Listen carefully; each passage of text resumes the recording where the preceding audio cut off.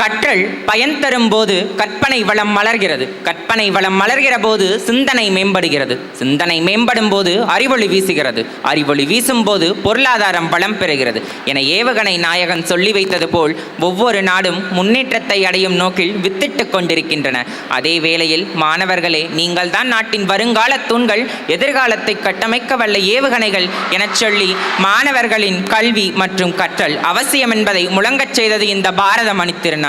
இதோ எமது வேளாளர் பொறியியல் மற்றும் தொழில்நுட்ப கல்லூரியும் அதை சாத்தியமாக்கும் வகையில் இந்நிகழ்வை ஏற்பாடு செய்துள்ளது. இந்நிகழ்விற்கு வருகை புரிந்துள்ள அனைத்து ஆன்றோர், சான்றோர் மற்றும் மாணவ செல்வங்களை வேளாளர் பொறியியல் மற்றும் தொழில்நுட்ப கல்லூரியின் சார்பாக அனைவரையும் வருக வருக என்று அன்புடன் வரவேற்கின்றோம். தமிழ் இனத்தின் அடையாள மொழி, இதயத்தை நெகிழ வைக்கும் மொழி, புலவர்களை தன்பால் ஈர்த்த மொழி, காற்றில் கலந்த மொழி, நம் சுவாச மொழியான நம் தாய்மொழியை போற்றி தமிழ் தாய் வாழ்த்து பாட எமது தோழிகளை அழைக்கின்றோம். நீராறும் கடலுடுத்த நிலமடந்த கெளிலொழுகும் சீராறும் வதனமென திகழ் பரத கண்டமிது தெக்கனமும் அதிர்ச்சிறந்த திராவிடனல் திருநாடும் தக்க சிறு பிறை நுதலும் தரித்தனரும் திலகமுமே அத்திலக வாசனை போல் அனைத்துலகும் இன்பமுற எத்திசையும் புகழ் மணக்க இருந்த பெரும் தமிழனங்கே தமிழனங்கே உன் சீரிழமை திறம் வியந்து செயல் மறந்து வாழ்த்துதுமே வாழ்த்துதுமே வாழ்த்துதுமே. தொல்காப்பியந்தாளாட்டி கம்பன் சீராட்டி மூவேந்தர்கள் பாராட்டி வருடங்கள் 2000 கடந்தாலும் இன்னும் கன்னி தமிழாய் செந்தமிழாய் வாழ்ந்து வரும் எம் தாய்மொழியில் அனைவரையும் வணங்கி வரவேற்புரை வழங்குமாறு அறிவியல் மற்றும் மனிதநேயத்துறை தலைவர் முனைவர் எம் ஈஸ்வரமூர்த்தி ஐயா அவர்களை அன்போடு அழைக்கின்றோம். வேளாளர் பொறியியல் கல்லூரியின் இந்த புத்தாக்க நிகழ்ச்சிக்கு வந்திருக்கும் அறிமுகமே தேவைப்படாத இமயத்திற்கு வரவேற்பு மற்றும் சொல்லத்தான் முடியும். இந்த புத்தாக்க நிகழ்ச்சியில் உன் கல்வியினால் என்ன நோக்கம், என்ன பயன் என்ற ஒரு மிகப்பெரிய கேள்வியை எழுப்பி 12 ஆண்டுகள் முடித்து பொறியியல் கல்லூரியில் சேர்ந்து 2 மாதங்களை கடந்து தேர்வுகள் நெருங்கி வருகின்ற நேரத்திலே மாணவர்கள் மத்தியில் ஓர் எழுச்சியை ஏற்படுத்த வேண்டும் என்று சொல்லி நிர்வாகத்தினர்கள் எங்களுக்கு அறிவுறுத்திய பொழுது எங்கள் நினைவுக்கு வந்தது திரு சி கோபிநாத் அவர்கள். இந்த நிகழ்ச்சியை எமது மாணவர்களுக்கு இந்த சரியான நேரத்தில் வழங்க வேண்டும் என்று நாங்கள் ஏற்பாடு செய்து இன்றைக்கு நம்ம மத்தியிலே வந்திருக்கிறார்கள். இந்த நிகழ்ச்சியை முன்னின்று நடத்தி தலைமையேற்று நடத்தி கொடுப்பதற்காக ஈரோட்டின் சிறந்த வழக்கறிஞரும் நமது அறக்கட்டளையுடைய தலைவருமான ஐயா ஜெயக்குமார் அவர்களை வருக வருக என்று வரவேற்பதில் பெருமகிழ்ச்சி அடைகின்றோம். இந்த நிகழ்ச்சியில் கலந்து கொண்டு நம்மையெல்லாம் வழிநடத்தி வாழும் காமராஜராக நம்ம மத்தியில் எளிமையாக உலா வரும் நமது அறக்கட்டளையுடைய செயலர் மற்றும் தாளாளர் ஐயா சந்திரசேகர் அவர்களையும் வருக வருக என்று நான் வரவேற்பதில் பெருமகிழ்ச்சி கொள்கிறேன். இந்த நிகழ்ச்சியை உங்கள் மத்தியில் ஒரு எழுச்சிமிக்க நினைவாக இந்த ஒரு சிறந்ததொரு சொற்பொழிவை வழங்க வந்திருக்கும் இன்றைய சிறப்பு விருந்தினர் திரு சி கோபிநாத் அவர்களையும் வருக வருக என்று வரவேற்கின்றேன். எங்களுக்கெல்லாம் மேலான ஆலோசனைகளை வழங்கி எங்களை எல்லாம் வழி நடத்தி கொண்டிருக்கும் நமது அறக்கட்டளையுடைய செயல் உறுப்பினர்கள் திரு பாலசுப்ரமணியம் அவர்களையும் திரு யுவராஜா அவர்களையும் நான் நன்றியோடு வரவேற்பதில் பெருமகிழ்ச்சி அடைகிறேன். எங்களையெல்லாம் நெறிப்படுத்தி வழிநடத்தி செல்லும் எங்களுடைய கல்லூரியின் முதல்வர் முனைவர் ஜெயராமன் அவர்களையும் வருக வருக என்று வரவேற்பதில் நான் மகிழ்ச்சி கொள்கிறேன். அதேபோல நமது அறக்கட்டளையின் கீழ் இயங்கும் பல்வேறு கல்வி நிறுவனங்களைச் சார்ந்த முதல்வர் பெருமக்களையும் அலுவலக மேலாளர்களையும் மற்றும் ஆசிரியர் பெருமக்களையும் பள்ளியிலிருந்து திரளாக வந்திருந்து இந்த பேச்சை கேட்டு வருகின்ற மார்ச் ஏப்ரலில் பொதுத் தேர்வை மேற்கொள்ள இருக்கும் 11வது 12வது மாணவர்களையும் முதலாம் ஆண்டு படிக்கும் என்ஜினியர் மாணவர் உங்களையும் என்னுடைய சக நண்பரும் ஆசிரியர் பெருமக்களும் தேர்வு கட்டுப்பாட்டு அதிகாரியுமான வள்ளுவன் அவர்களையும் துறை சார்ந்த தலைவர்களையும் ஆசிரியர் பெருமக்களையும் மற்ற அனைத்து பணியாளர்களையும் பத்திரிகை நண்பர்களையும் வரவேற்று இந்த நிகழ்ச்சியில் பெரும் பயன் அடைய வேண்டும் என்று சொல்லி வாய்ப்புக்கு நன்றி கூறி விடைபெறுகிறேன். நன்றி, வணக்கம். உங்களுக்கு நினைவூட்டி நல்லறம் புகட்டி நலம் பெறச் செய்யும் தலைவர் திரு ஜெயக்குமார் ஐயா அவர்களை தலைமையுரை வழங்குமாறு பணிவன்புடன் அழைக்கின்றோம்.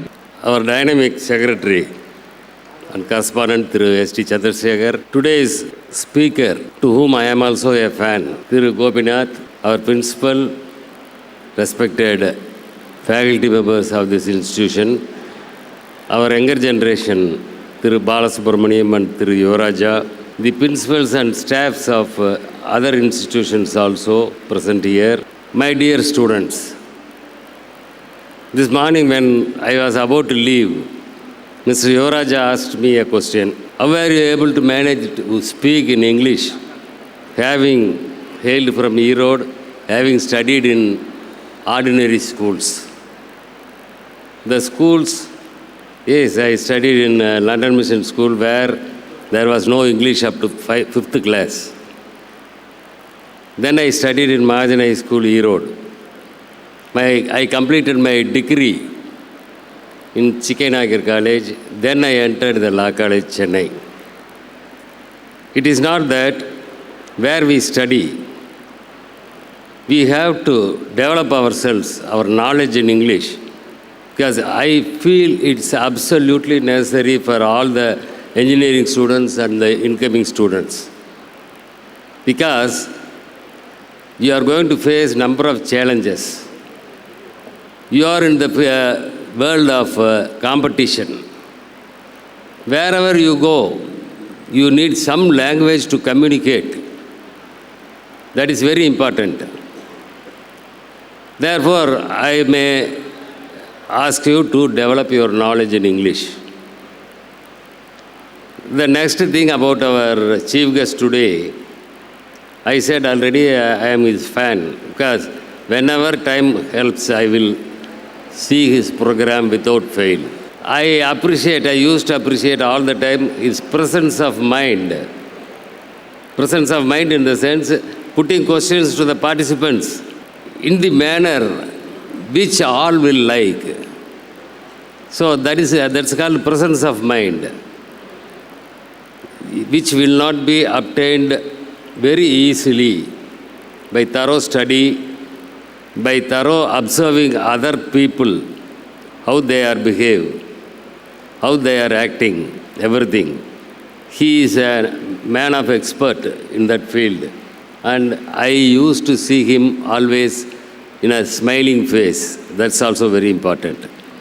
With these few words, because we are all waiting to hear his speech, I complete my speech by saying, better luck, best of all, best of everything, because God bless you all.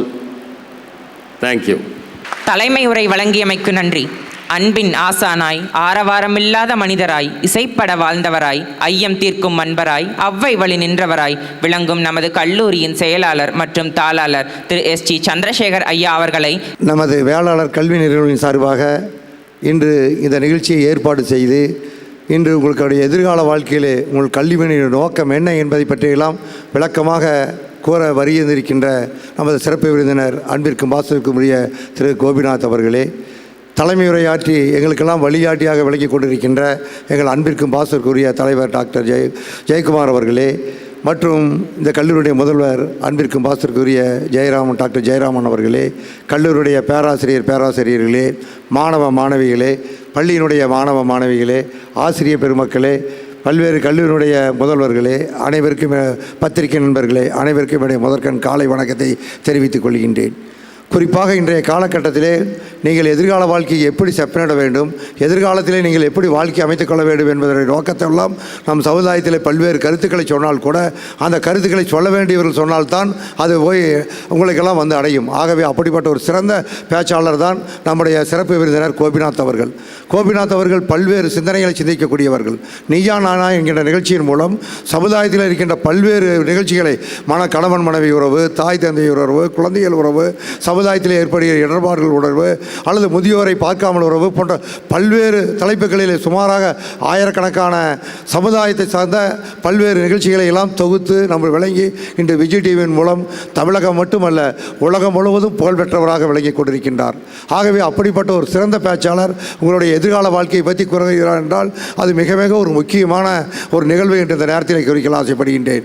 அவருடைய பேச்சை நீங்களாம் YouTube மூலமாகவோ அல்லது TV மூலமாக நீங்கள் பார்த்திருப்பீர்கள். ஒவ்வொரு நிகழ்ச்சியிலும் அவருடைய பேச்சு வீண் பேச்சாகவே இருக்காது.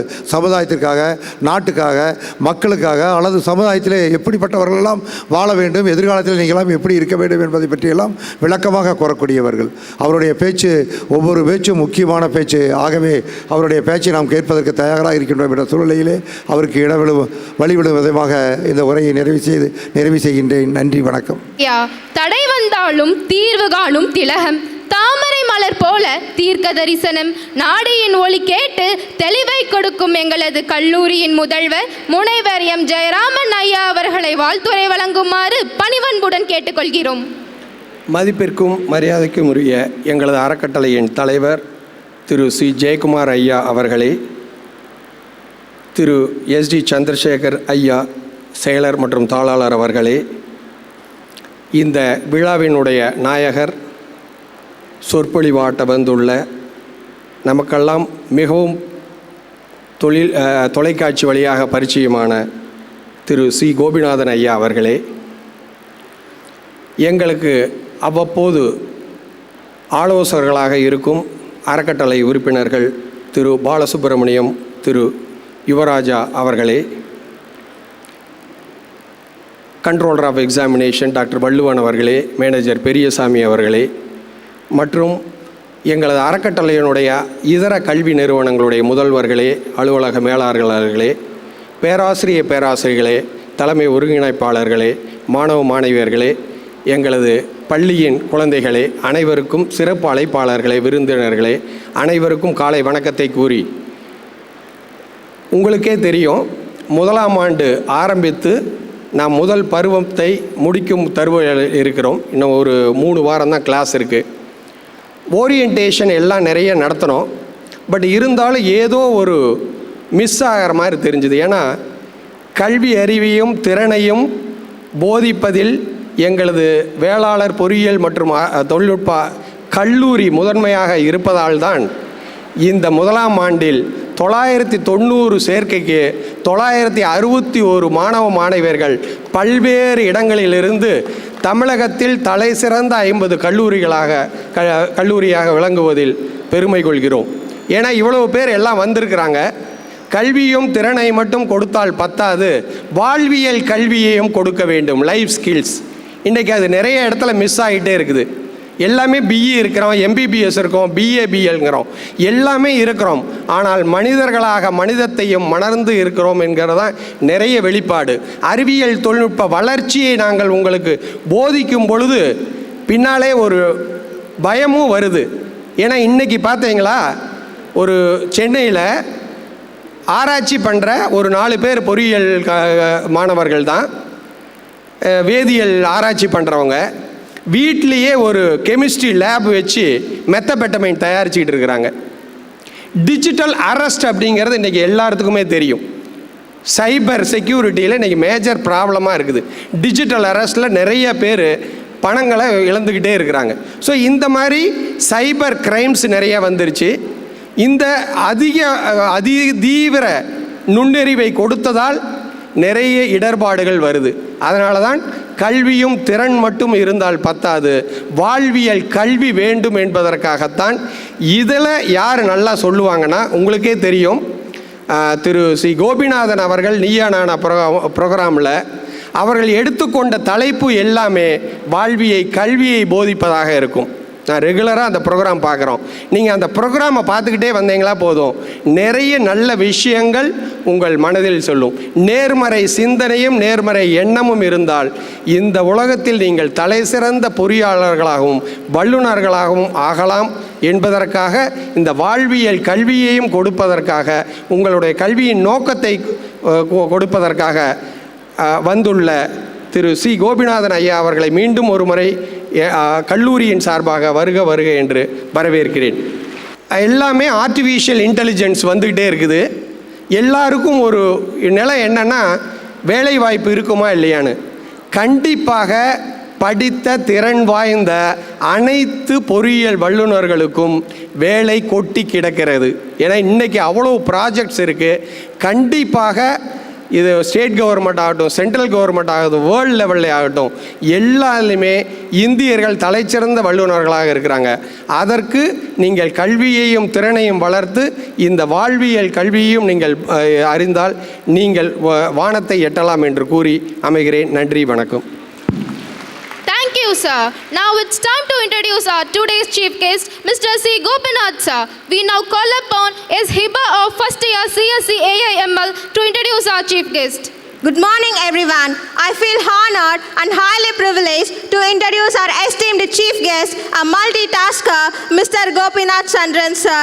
He has taken 25 years to work himself in a way where he has achieved several positions which have become a life goal for many. An Indian television anchor, well-acclaimed radio jockey, a voracious reporter, journalist, news presenter, entrepreneur, and a gifted writer. An author of 12 books, he has created a niche for himself who has evolved with time and technology, and is regarded as one among the South India's biggest influencer and notable figure even during his school days. He has been moderating one of South India's talk show, Niya Nana, since 2006 in Vijay TV. With his personality traits, the reach of his talk show and speaking engagement, he has been able to interact and create an impact among many with diverse backgrounds. He has presented himself as a speaker in various programs. He has motivated more than 3 lakh students in the last 5 years as a human value communicator and a keynote speaker.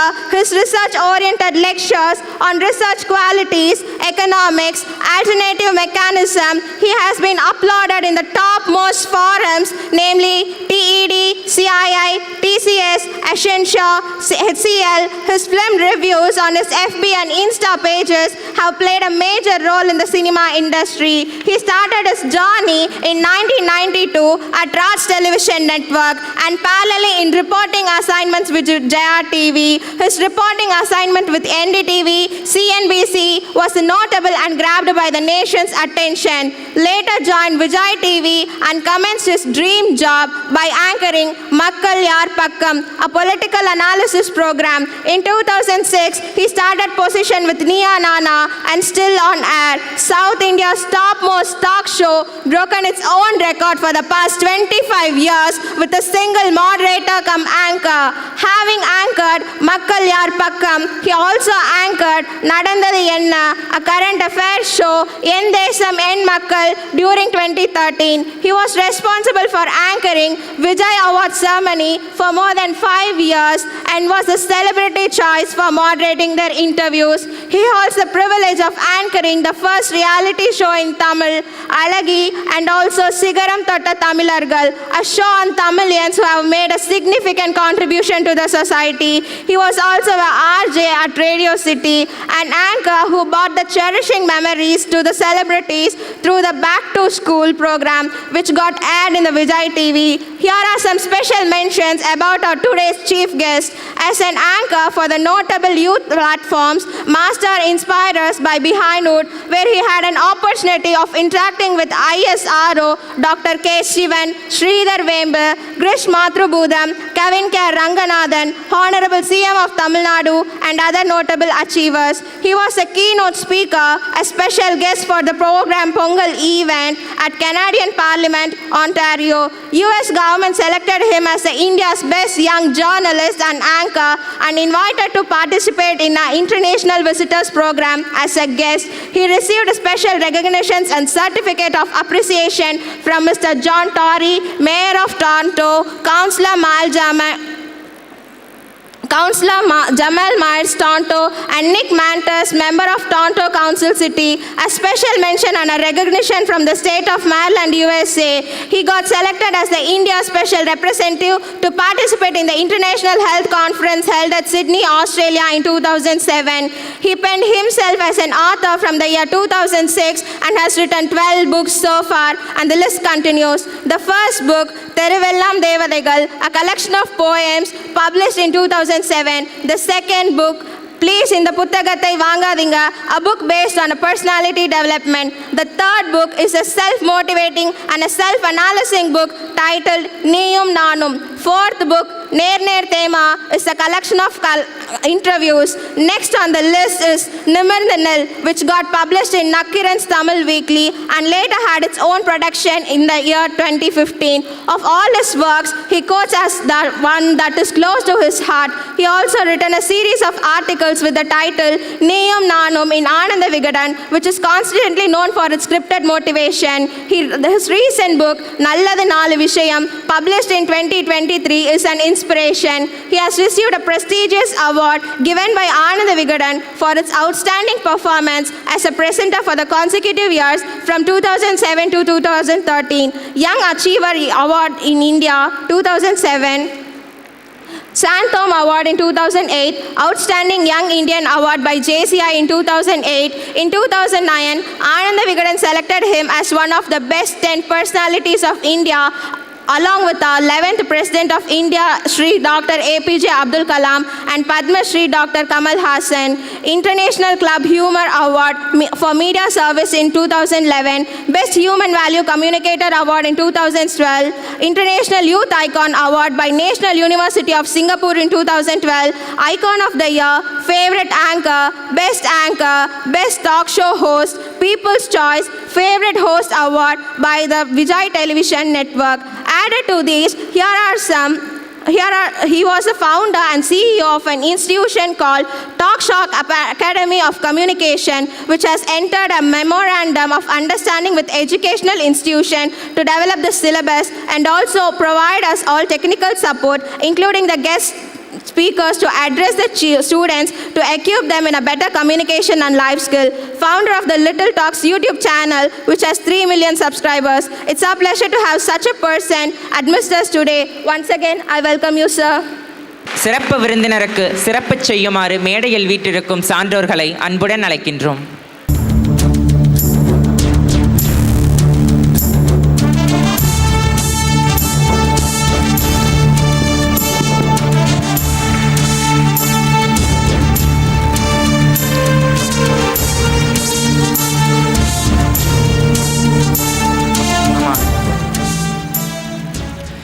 ஈன்ற பொழுதின் பெரிதுவக்கம் தன் மகனை சான்றோன் எனக் கேட்ட தாய்.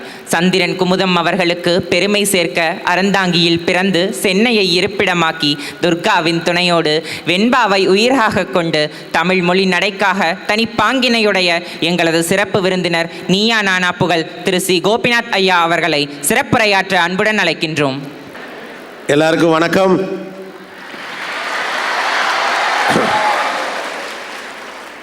மேலேயும் எல்லாருக்கும் வணக்கம். ஆக்சுவலாக இந்த நிகழ்ச்சி வரப்போ நேற்று நான் ஈரோடுக்கு வந்து சேர்ந்துட்டு யுவராஜுக்கு ஒரு ஃபோன் பண்ணி, யுவராஜ் நான் எவ்வளோ நேரம் பேசணும் அப்படின்னு கேட்டேன். சார் ப்ரோக்ராமே உங்களுக்கு தான் சார், நீங்கள் எவ்வளோ நேரம் பேசுங்க அப்படின்னார். சரின்னு மைண்டில் வந்து நான் ஒரு 30 நிமிஷம் பேசுவோம் அப்படின்னு நினச்சிட்டு வந்தேன். உள்ளே வந்தோடனே அந்த ஆறாவை பார்த்தோன்னே இந்த கிளாப்ஸ்ன்றதெல்லாம் பார்த்தோன்னே இல்லை இன்றைக்கி நிறையா பேசணும் அப்படின்னு நினச்சிட்டு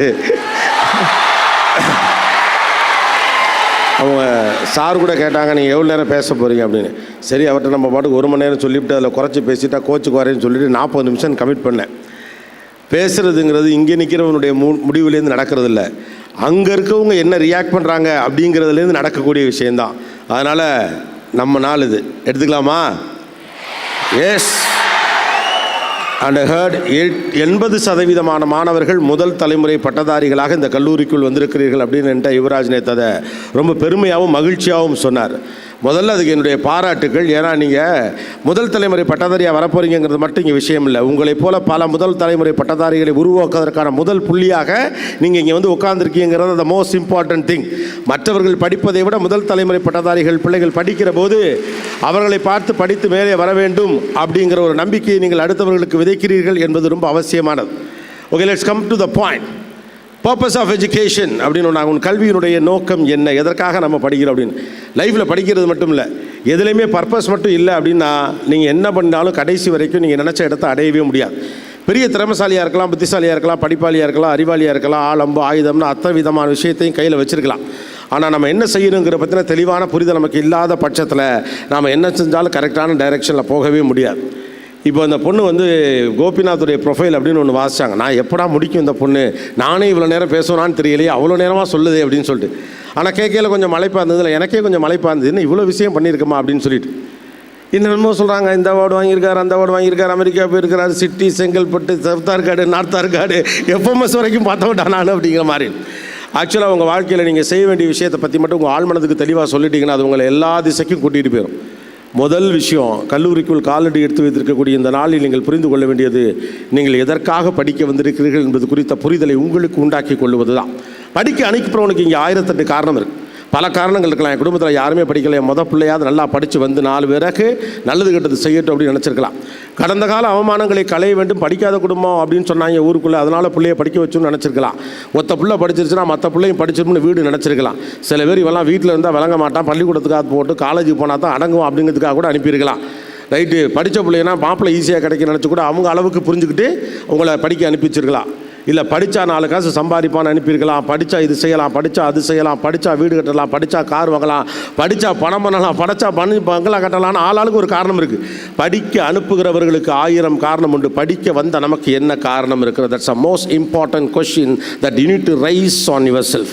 இன்றைக்கி நீங்கள் கேட்க வேண்டிய கேள்வி அதான். இல்லாட்டி 4 வருஷம் கழித்து படித்து முடிச்சுட்டு போகிறப்ப எதுக்கு படிக்க போதுன்னே தெரியாமல் 4 வருஷம் ஒருத்தர் எதுக்காக படிக்கணும் இல்லையா? இந்த இடம் என்பது எல்லோரும் தேடி தேடி அலைந்து கொண்டிருக்கக்கூடிய இடம். ஒரு கல்லூரி வாசலை மிதிக்க முடியாமல் தங்களுடைய கனவுகளோடு காலம் முழுக்க ஏதோ ஒரு வேலைக்கு போய் கொண்டிருக்கிறவங்களை இன்றைக்கும் நீங்கள் பார்க்க முடியும். அப்படி தானே? உங்களோடு 9 வயதிலே ஒன்றாக நடந்த தோழி இப்போது உங்களோடு படித்து கொண்டு இருக்கிறாளான்னு கேட்டால் கிடையாது. எல்லாருக்கும் அந்த வாய்ப்பெல்லாம் கிடச்சிடல. பாதி பேர் படிக்க முடியாமல் அப்படியே ஒரு வேலைக்கு போயிட்டாங்க. பாதி பேர் அப்பாவுக்கு உடம்பு சரியில்லைன்னு கடைக்கு போயிட்டான், பாதி பேர் விவசாய வேலைக்கு போயிட்டான், பாதி பேர் எக்ஸ்போர்ட் கம்பெனிக்கு போயிட்டான் இல்லையா? ஆளாளுக்கு ஒரு திசையில் போனப்போ எல்லாத்தையும் கடந்து இந்த இடத்துல வந்து உங்கள் அம்மா அப்பாவாலையும் இந்த சமூகத்தாலையும் வந்து உட்காந்துருக்க நீங்கள் ஒரு பெரிய பர்பஸ் இல்லாமல் உட்காந்துட்டீங்க அப்படின்னா கஷ்டமே. எதுக்கு படிக்க வந்திருக்கேன் அது எல்லாருக்குமே புரியும். அது என்ன டிபார்ட்மெண்ட்டு, எக்கனாமிக்ஸா, காமர்ஸா, இன்ஜினியரிங்கில் என்ன டிபார்ட்மெண்ட்டு, என்ன டிசிப்ளின், மெக்கானிக்கலா, சிவிலா, ஐடியா, ஆட்டோமொபைலா, அதெல்லாம் வேறு, அதெல்லாம் டிபார்ட்மெண்ட். ஆனால் பர்பஸ் என்ன? What is the purpose of your education? That matters count. அந்த பர்பஸ் ஆஃப் எஜுகேஷனை உங்களால் கண்டுபிடிக்க முடிஞ்சிருச்சுன்னா ஆட்டோமேட்டிக்காக எதை ப்ரையாரிட்டைஸ் பண்ணணும் அப்படின்னு தெரிஞ்சிடும். இந்த உலகத்தில் புத்திசாலிங்கிறவன் யார் தெரியுமா? எந்த காலகட்டத்தில் எப்போ எதை எப்போது எப்படி செய்யணும்னு கண்டுபிடிச்சவன் தான் புத்திசாலி. அறிவாளி, கடின உழைப்பாளிலாம் அந்த உலகத்தில் புத்திசாலி கிடையாது. இந்த வயசில் நான் என்ன செய்யணும், இந்த வயசில் நான் என்ன செய்யணும், இந்த சூழலில் என்ன செய்யணும்னு யார் கண்டுபிடிக்கிறாங்களோ அவங்க தான் புத்திசாலி. உங்கள்கிட்ட பர்பஸ் இல்லைனா எதை ப்ரையாரிட்டைஸ் பண்ணுறதுனே தெரியாது. நான் படிக்க வந்ததுடைய நோக்கம் இதுதான் என்று உங்களால் ஃபிக்ஸ் பண்ணிக்க முடியாமல் போயிடுச்சுன்னா எதை ப்ரையாரிட்டைஸ் பண்ணணும்னு உங்களுக்கு தெரியாது. கிடைக்கிற எல்லாத்தையும் என்ஜாய் பண்ணணும்னு மட்டும்தான் தோணும்.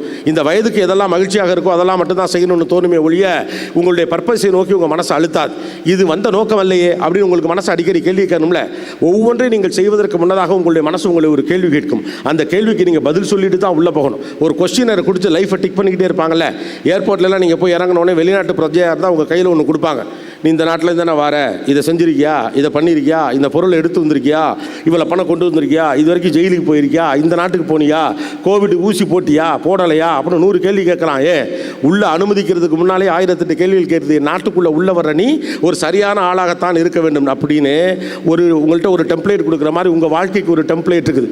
நீங்கள் ஒவ்வொன்றை செய்வதற்கு முன்னாலும் உங்கள் மனசு உங்களை சரியான பாதையில் வழிநடத்த வேண்டும் என்று நீங்கள் ஆசைப்பட்டீர்கள் என்றால் உங்களுடைய பர்பஸ் உங்கள் மனசுக்கு தெளிவாக தெரியும்.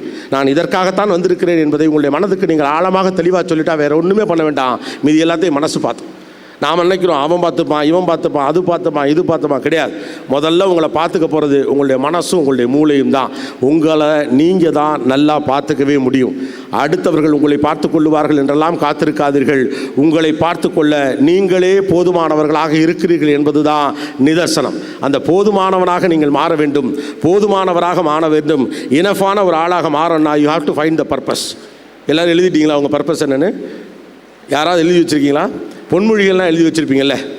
இந்த பொன்மொழிகள் பிடித்த நடிகர்கள் சொன்னது, பிடித்த ஃபிலாசபர் சொன்னதெல்லாம் எழுதி வச்சுருப்பீங்கள்ல. அல்லது யூடியூப் வீடியோக்கெல்லாம் சேகரித்து வச்சுருப்பீங்களே. கோபிநாத் பேசின ஷார்ட்ஸ் எல்லாம் கூட சில பேர்லாம் அப்படியே டிபிலாம் வச்சுருப்பீங்கள்ல. உங்கள் பர்பஸ் என்ன? What is your purpose? How you ever found it? இவ்வளவு கஷ்டப்பட்டு இந்த இடத்துக்கு வந்து உட்கார்ந்துருக்கோம்ல, நாம் என்ன செய்ய போகிறோம்? படைக்கப்பட்டக்கூடிய எல்லா மனிதனும் ஏதோ ஒரு வகையிலே ஒரு காரணத்திற்காக படைக்கப்பட்டிருக்கா இல்லையா? படைக்கப்பட்டிருக்கக்கூடிய எல்லா மனிதர்களும் ஏதோ ஒரு காரணத்திற்காக படைக்கப்பட்டிருக்கிறார்கள். நான் ஒரு இடத்துல ஒரு பெரிய நடிகர் ஒருவரை பேட்டி எடுக்கிறதுக்காக போனேன். அப்போ பேட்டி எடுக்க போனப்போ நான் அவர்கிட்ட சில கேள்விகள் கேட்டது ரொம்ப எக்ஸைட்டிங்காக இருந்தது போல். முடிச்சுட்டு ரொம்ப சந்தோஷமாக அவர் சாப்பிட போனவர் என்னை அழைச்சார். சார் கூப்பிட்றாரு உங்களை வாங்க உடனே அப்படின்னு சொல்லிட்டு. அப்போ அவர் என்னை கூப்பிட்டு ஒரே ஒரு வார்த்தை தான் சொன்னார். நீங்கள் இந்த பூமிக்கு அனுப்பப்பட்டதுக்கு பின்னால் ஒரு காரணம் இருக்குது. என்னைய பூமிக்கு அனுப்புனதுக்கு பின்னால் ஒரு காரணம் இருக்குது. போடா இந்த வேலையை பாருன்னு என்னை அனுப்பியிருக்கான். போடா இந்த வேலையை பாருன்னு உங்களை அனுப்பியிருக்கான். அந்த வேலைக்கு நீங்கள் விசுவாசமாக இருங்க. நீங்கள் செய்யக்கூடிய விஷயத்திற்கு எப்போது விசுவாசமாக இருக்கிறீர்களோ அது உங்களை காப்பாற்றிவிடும். அவ்வளவுதான். நீங்கள் படிக்கிற படிப்புக்கு நாணயமாகவும் விசுவாசமாகவும் இருந்தீர்கள்னா படிப்பு உங்களை காப்பாற்றிடும். உங்கள் கல்லூரிக்கும் சமூகத்துக்கும் வீட்டுக்கும் இந்த நாட்டுக்கும் நீங்கள் பொறுப்பானவராக விசுவாசமானவராக இருந்தால் போதுமானது. உங்களை காப்பாற்றிவிடும். That's the most important thing. You should be loyal with what you guys are doing. அதுதான் முதல்ல சொன்னேன். எவ்வளோ பெரிய விஷயத்தை முதல் நீங்கள் செய்து கொண்டிருக்கிறீர்கள் என்பதை புரிந்து கொள்ளணும். அதை புரிஞ்சாதான் அவங்களால பர்பஸை ஃபிக்ஸ் பண்ண முடியும். பர்பஸை விட்டு வெளியில் போகிறப்ப மனசை ஆட்டோமேட்டிக்காக பிடிச்சி இழுக்கும். தம்பி நீ இதுக்கு வரல. பஸ்ஸு படிக்கிற பதங்களோ போய் சொல்லும், நீ விழுந்தீங்கன்னா வீடே போயிரும்டா, உன்னோட முடிஞ்சு போயிடாதா, ஆள் செத்தினா கூட பரவாயில்ல, காலுகை ஒடிஞ்சு கிடந்துச்சுன்னா உன்னை கஷ்டப்பட்டு காப்பாற்றி கொண்டாந்து கரை சேர்க்க நினச்ச அப்பா அம்மாவுடைய கனவு அவ்வளவும் போயிரும்டா. இந்த இடத்துல நீ வந்து நிற்கிறதுக்காக இந்த குடும்பமே போராடிட்டான்னு மனசு உங்கள்கிட்ட சொல்லும். தேவையில்லாத வேலையை செய்கிற போது இதற்காக நீ வரவில்லை, நீ படிச்சுட்டு பெரிய ஆளாகணும் தாண்டா நம்ம வந்திருக்கிறோம் அப்படின்னு அது சொல்லும். லேசாக மனசு அலைவாகிற போது அளவாகக்கூடாது, நாம் என்ன செய்யணுங்கிறது அந்த மனசு உங்களுக்கு சொல்லும். Fix your purpose today. நீங்கள் யாராக வேண்டும், என்னவாக வேண்டும் என்பது குறித்த தெளிவான ஒரு புரிதலோடு கல்லூரிக்கு காலடி எடுத்து வையுங்கள். கல்லூரியை விட்டுட்டு வெளியில் போகல எதுக்கு 4 வருஷம் படித்தேன் அப்படின்னு யோசிக்கிறதுக்கு பதிலாக 4 நாள் உட்காருங்க. தப்பே கிடையாது. வாழ்க்கையில் என்னவாகணுங்கிற பற்றின முடிவு தெளிவாக இருக்கிற பட்சத்தில் ஆட்டோமேட்டிக்காக அந்த முடிவே உங்களை சரியான இடத்திற்கு எடுத்துகிட்டு போயிடும். உங்கள் ஆள் மனதிற்கு அதை அழுத்தமாக சொல்லுவது மட்டும்தான் உங்களுடைய முதல் வேலையாக இருக்க வேண்டும். You have to inform your brain and mind that what you want to two.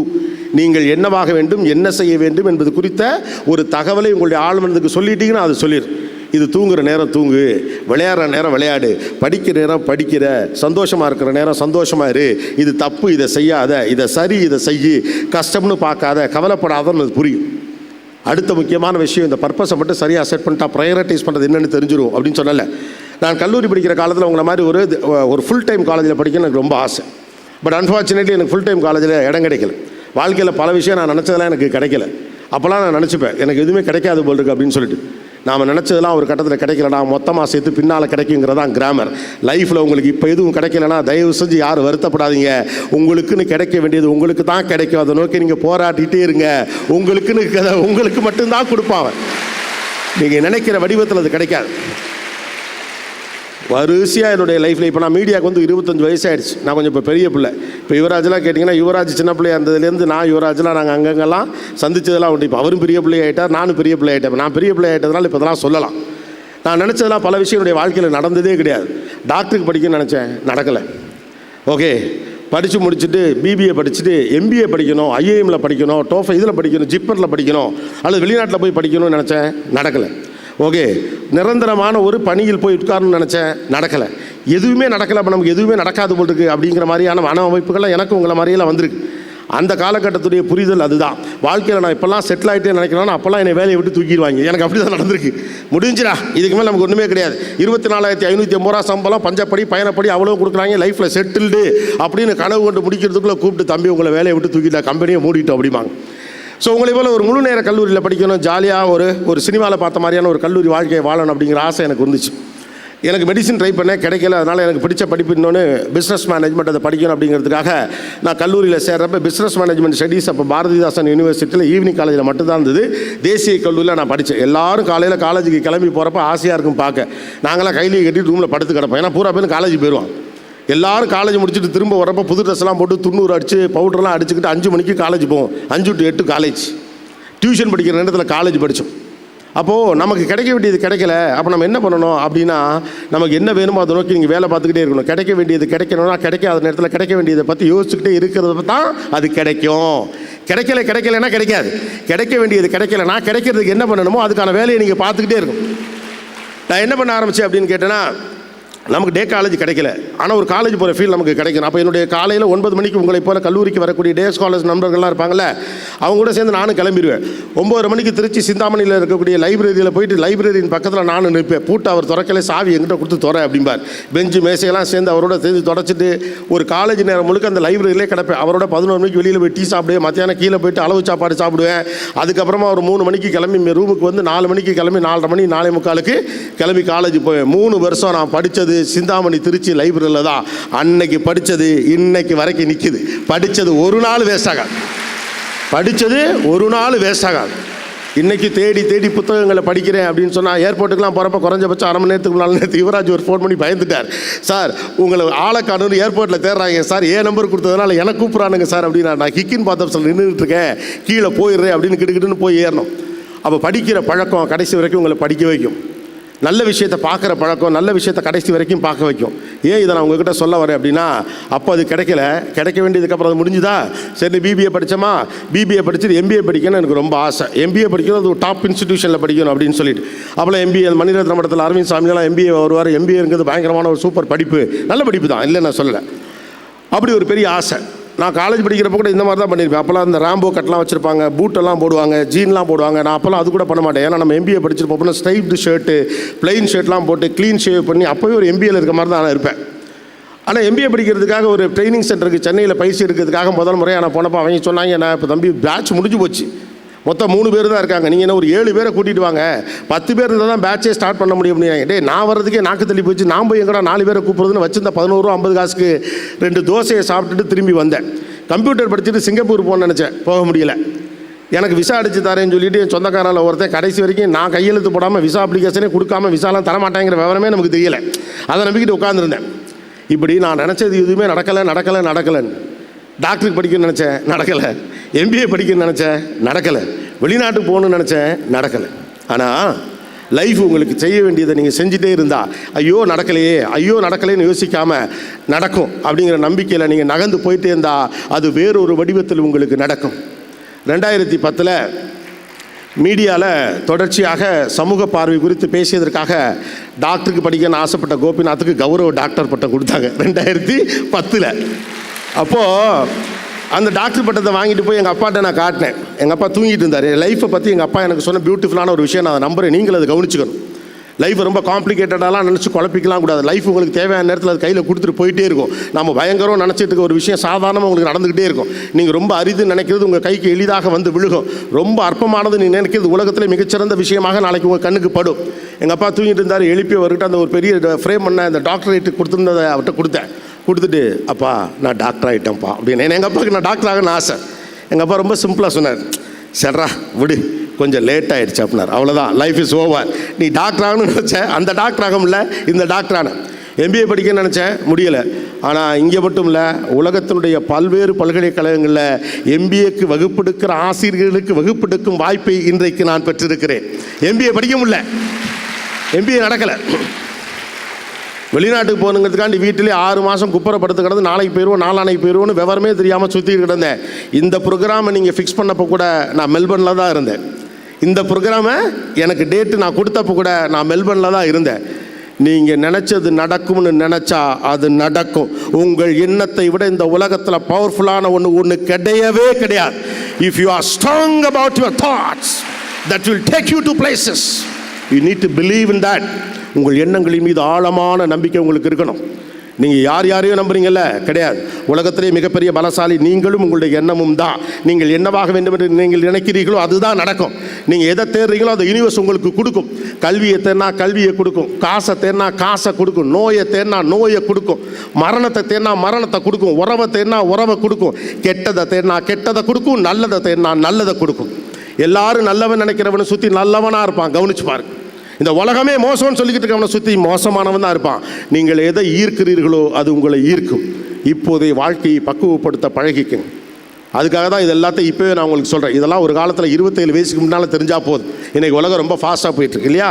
உலகத்திலே அதிகமான இளைஞர்களை கையில் வைத்திருக்கக்கூடிய ஒரு தேசத்தில் சின்ன பசங்க தான் பெரிய பிள்ளைங்களாம் ஆக வேண்டியிருக்கு. நாங்கள்லாம் சின்ன பசங்களாம் காலேஜிலலாம் படிச்சுக்கிட்டு இருந்த காலகட்டத்தில் ஒரு பேங்க் மேனேஜர்னு பார்த்தீங்கன்னா 55-57 வயசில் இருப்பார். 2 நாள் மட்டும் ஹெட் மாஸ்டர் வந்து ரிட்டையர்ட் ஆன வாத்தியாரெல்லாம் எனக்கு தெரியும். ஆனால் எனக்கு போய் பாருங்கள், உங்கள் அண்ணங்கெல்லாம் 35 வயசில் பேங்க்கில் CEO உட்காந்துருக்கான். இன்றைக்கி உலகத்துடைய பெரும் பணக்காரர்கள் என்று நீங்கள் பார்த்து கொண்டிருக்கக்கூடிய பெரிய நிறுவனங்களின் அதிபதிகள் எல்லாம் 50 வயதுக்குள் உட்பட்டவர்களாக இருக்கிறார்கள். உலகம் உங்கள் கையில் இருக்குது. அப்போ இந்த உலகத்தை பற்றின புரிதல் உங்களுக்கு அதிகமாக இருக்கணும். என்ன டெக்னாலஜி படிக்கிறீங்க அப்படிங்கிறத விட முக்கியம் அதை எப்படி பயன்படுத்துறீங்கிறதா. அவர் பேசுகிற போது அழகாக சொன்னார். இன்றைக்கி சயின்ஸ் அண்ட் டெக்னாலஜியை வச்சுக்கிட்டு சைபர் கிரைம் பண்ணுறதுக்கு இந்த டெக்னாலஜி பயன்படுதா? அப்போ அது பற்றின எத்திக்ஸ் நமக்கு என்ன இருக்குது அப்படிங்கிறது. அதுக்காக தான் சொன்னேன், purpose is important. Have a bigger purpose. எப்படி சார் நான் பிகர் பர்பஸ் வைக்க முடியும்? நான் சாதாரண குடும்பத்திலேருந்து வந்திருக்கக்கூடிய ஒரு சாதாரண ஆள். எனக்கு பெரிதாக ஆங்கிலம் வராது, பெரிய அளவுக்கு பொருளாதாரம் கிடையாது, என் குடும்பத்தில் கை தூக்கி விட ஆள் கிடையாது. நானாக தலையில் நின்று தண்ணி குடித்து மேலே வந்தால் தான் உண்டு அப்படின்னு நீங்களாவே கற்பனை பண்ணிட்டு இருக்கலாம். பர்பஸை ஃபிக்ஸ் பண்ணுறதுக்கும் நீங்கள் யாராக இருக்குங்கிறதுக்கும் சம்மந்தமே கிடையாது. இந்த உலகத்தில் ஜெயிச்சவன்லாம் பணக்காரன் கிடையாது. ஜெயிக்க முடியும்னு நினச்சவன் தான் பணக்காரனானா. பணக்காரன்லாம் ஜெயிச்சிடல. ஜெயிக்க முடியும் நினச்சவன் தான் பணக்காரனானா. பணக்காரனாக இருக்கிறதுனால ஒருத்தன் ஜெயிச்சிடல. பணக்காரனாக இருக்கிறதுனால தான் ஒருத்தன் ஜெயிச்சுன்னா எத்தனை பணக்கார சாம்ராஜ்யங்கள் சரிஞ்சிருக்கு. ஒன்றுமே இல்லாதவங்களாம் எல்லாம் மேலே வந்திருக்கால. எதுக்கு உங்களுக்கு உத்வேகப்படுத்துகிறது? Where you are doesn't matter and what you can do matters. நீங்கள் எங்கு இருக்கிறீர்கள் என்பதல்ல முக்கியம், உங்களால் என்ன செய்ய முடியும் என்பது தான் முக்கியம். உங்கள் எங்கு இருக்கிறீர்கள் முக்கியம் இல்லை. நீங்கள் ஈரோட்டில் இருக்கீங்களா, திருப்பூரில் இருக்கீங்களா, இல்லை பக்கத்தில் பேர் தெரியாத சின்ன கிராமத்தில் இருக்கீங்களா, இல்லை 10 வீடு கொண்ட ஒரு சிறு கிராமத்துக்குள்ளே வாழ்ந்துக்கிட்டு இருக்கீங்களா, கோயம்புத்தூரில் இருக்கீங்களா, சென்னையில் இருக்கீங்களா, ஒன்றுமே கிடையாது. அதெல்லாம் ஒரு காலம். இந்த ஊரில் இருந்தால் தான் இது நடக்கும், டவுனில் இருந்தால் தான் முடியும், சிட்டியில் இருந்தால் தான் முடியும். அந்த இடைவெளியெல்லாம் இட்டு நிரப்பி விட்டது டெக்னாலஜி. இந்த நிமிஷம் இப்போ நான் பேசிக்கிட்டு இருக்கிறத உங்கள் கல்லூரியுடைய யூடியூப் சேனலில் யார் வேணாலும் பார்க்கலாம் தானே. நேற்றே லிங்க் அனுப்பிட்டார் யுவராஜ். நேற்றே போட்டாங்க லிங்க்கு, பார்த்துக்க. இது வழியாக நீ இப்போ பேசுகிற கேட்கும். இந்த நிமிடத்தில் அமெரிக்காவில் உட்கார்ந்து கொண்டு இருக்கக்கூடிய உங்கள் அண்ணனுக்கு கோபிநாத் பேசி கொண்டு இருப்பதை உங்களால் காட்ட முடியும். இன்னும் 2 வருஷம் கழிச்சோ 3 வருஷம் கழிச்சோ இந்த இடத்துல AGI டெக்னாலஜியில் கோபிநாத் பேசிக்கிட்டு இருப்பான். ஆனால் கோபிநாத் வீட்டில் கைலியை கட்டிக்கிட்டு தூங்கிட்டு இருப்பான். உலகம் எந்த இடத்துலேருந்து எந்த இடத்துக்கு போகுது எவனுக்குமே தெரியாது இல்லையா? கம்ப்யூட்டர் வந்தப்போ என்ன பண்ண போதுன்னு புரட்டி போட்ட காலம்ட்டான் முடிஞ்சு போச்சு. AGIங்கிறான், ஏஐங்கிறான், யார் எங்கே இருக்கா, எவன் என்ன பேசுகிறான், அடுத்து என்ன நடக்க போகுது, எப்படி இருக்க போகுது, யாருக்கு எதுவுமே தெரியாது. அப்போ மாறிக்கொண்டிருக்கக்கூடிய தொழில்நுட்பம் இருக்கிற இந்த காலகட்டத்தில் ஒரு பர்பஸை உங்களால் ஃபிக்ஸ் பண்ண முடிஞ்சால் மட்டும்தான் அடுத்த கட்டத்தை நோக்கி போக முடியும். ஏன்னா பர்பஸ் தான் உங்களுடைய ப்ரையாரிட்டியை டிசைட் பண்ணும். உங்கள் ப்ரையாரிட்டி தான் நீங்கள் யாருங்கிறத பற்றின அறிவை உங்களுக்கு தரும். ஒரு அறிவியல் ரீதியான பார்வை ஒன்று சொல்லுகிறது, most of the time we believe that we are lesser than what we are. நாம் எப்படிப்பட்ட பலசாலியோ எவ்வளவு ஆற்றல் கொண்டவரோ அதை விட குறைவான ஆளாகத்தான் நாம் பெரும்பாலும் நம்ம கணக்கிட்டுருக்கோமா. நம்மளால் இவ்வளவு தான் முடியும் நாம் நம்பிக்கிட்டு இருக்கோம்ல, அதை விட கூடுதலாக நம்மளால் முடியுங்கிறது தான் பெருவாரியாக உண்மை. என்னால் இவ்வளோ தான் முடியும் நீங்கள் வச்சுருக்க கணக்கை விட நீங்கள் பலசாலிங்கிறது உங்களுக்கு தெரியாது. உங்களால் எவ்வளவு வேகமாக ஓட முடியும் நீங்கள் ஒரு அபிப்பிராயம் வச்சுருக்கீங்களா? ஓடி பாருங்கள். காலையில் ஜாகிங் போய்ட்டு ஸ்லோ பண்ணிவிட்டு அப்புறம் கொஞ்சம் வேகமாக ஓடுறப்போ உங்களால் பெருசாக ஓட முடியாது. ஒரு நாய் மட்டும் துரத்தட்டுமே, ஓடி பாருங்கள். அட்ரினல் பம்ப் பண்ணும். உசுரை காப்பாற்றுறதுக்கு ஓடுறப்போ ஓட்டத்துடைய வேகம் உங்களுக்கு தெரியாது. இது நானாக செஞ்சேன் அப்படின்னு 4வது மாடியிலேருந்து குதிச்சு பொழைச்சவங்களாம் இருக்கான். உடம்பு இறுக்கிக்கிட்டு அப்படியே பொத்துன்னு குதிச்சு பொழைச்சிரும்னு நினச்சவங்களாம் பொழைச்சிட்டான். விழுகலே செத்து போயிட்டோன்னு நினச்சவங்களாம் செத்துட்டான், பாதியிலே செத்துட்டான். வாழ்க்கையில் சாவு, ஜெயிக்கிறது, தோக்குறது எல்லாத்தையும் நாம தான் முடிவு பண்ணுறோம், வேற எவனும் முடிவு பண்ணலை. ஏன் இதை திரும்ப திரும்ப சொல்கிறேன்னா, உங்கள் வெற்றி மற்றவர்கள் சார்ந்ததுன்றே உங்களுக்கு போதிக்கப்பட்டிருக்கிறோம். அதனால தான் பார்த்தீங்கன்னா யார் எது சொன்னாலும் கோச்சிக்கிறோம். சின்ன சின்ன அவமானங்களுக்கு கூட தாங்கிக்க முடியாமல் போகிறதுக்கான காரணம் என்னன்னா, அவன் இதை சொல்லிட்டான், இவன் இதை சொல்லிட்டான், எங்கள் சித்தப்பா சொல்லிட்டாரு, பெரியப்பா சொல்லிட்டாரு, அவமானப்படுத்திட்டாங்க, காயப்படுத்திட்டாங்க. இந்த தலைமுறை பிள்ளைகள் எல்லாருமே ஒரு அவமானத்தோடு தான் வாழ்வதாக கருதிட்டீங்க. உங்களுக்கு தெரியுமா, இலக்கை நோக்கி நீங்கள் வேகமாக பயணிக்கிற போது உங்களை அவமானப்படுத்துறது யாருன்னே உங்களுக்கு தெரியாது. நான்லாம் உட்காந்து யோசிச்சு பார்த்துருக்கேன், யாரெல்லாம் என்னை வெறுப்பேற்றிருக்காங்க எனக்கு தெரியவே இல்லை. ஒருத்தன் நம்மளை வெறுப்பேற்றுறாங்கிறத கவனிக்காமல் வேலையை பார்த்துட்டு இருந்தால் அவன் ஆவான் பாருங்க ஒரு வெறுப்பு. காண்டிலே சிறந்த காண்டு நம்மளை காண்டாக்கினவனை கவனிக்காமல் கடந்து போகிறப்ப அவன் காண்டு தான் பெரிய காண்டு இல்லையா? You are not here to answer people those who hate you. உங்களை வெறுக்கிற மனிதர்களுக்கு பதில் சொல்வதற்காக நீங்கள் இங்கு பிறக்கவில்லை. There is a bigger purpose of your birth. உங்கள் பிறப்பிற்கான பெரும் காரணம் என்று இங்கு ஒன்று இருக்கிறது. நீங்கள் எதற்காக இந்த பூமிக்கு வந்திருக்கிறீர்கள் என்பதற்கான ஒரு பெரும் காரணம் இருக்கிறது. உங்களை வைத்து இந்த இயற்கையோ கடவுளோ என்ன செய்ய திட்டமிட்டு இருக்கிறார்கள் என்ற ஒரு பெரிய காரணம் இருக்கிறது. You are a resource, you are a weapon, you are a tool, you are a power. அதை நீங்கள் நம்பணும். நீங்கள் மதிக்கக்கூடிய பெரிய பெரிய ஆளெல்லாம் விட ரொம்ப முக்கியம் நீங்கள் உங்களை மதிக்கிறது தான். People those who respect themselves do the best things. யார் தன்னை பெரிதாக மதிக்கிறார்களோ, தன் மீது அபிப்பிராயத்தோடு, நான் சொல்கிறது தலக்கணம் இல்லை, மரியாதை செய்வது. உங்கள் மீது மரியாதை இருக்கிற போது தான் அடுத்தவங்க மேலே இயல்பாகவே மரியாதை வரும். தவறு செய்ய நீங்கள் உங்களுக்கு பெரிய மனுஷன் ஊருக்குள்ளே ஒருத்தர் இருக்காருன்னா அவருக்கு ஒரு சில குவாலிட்டிஸ் நீங்கள் வச்சுருக்கீங்களே.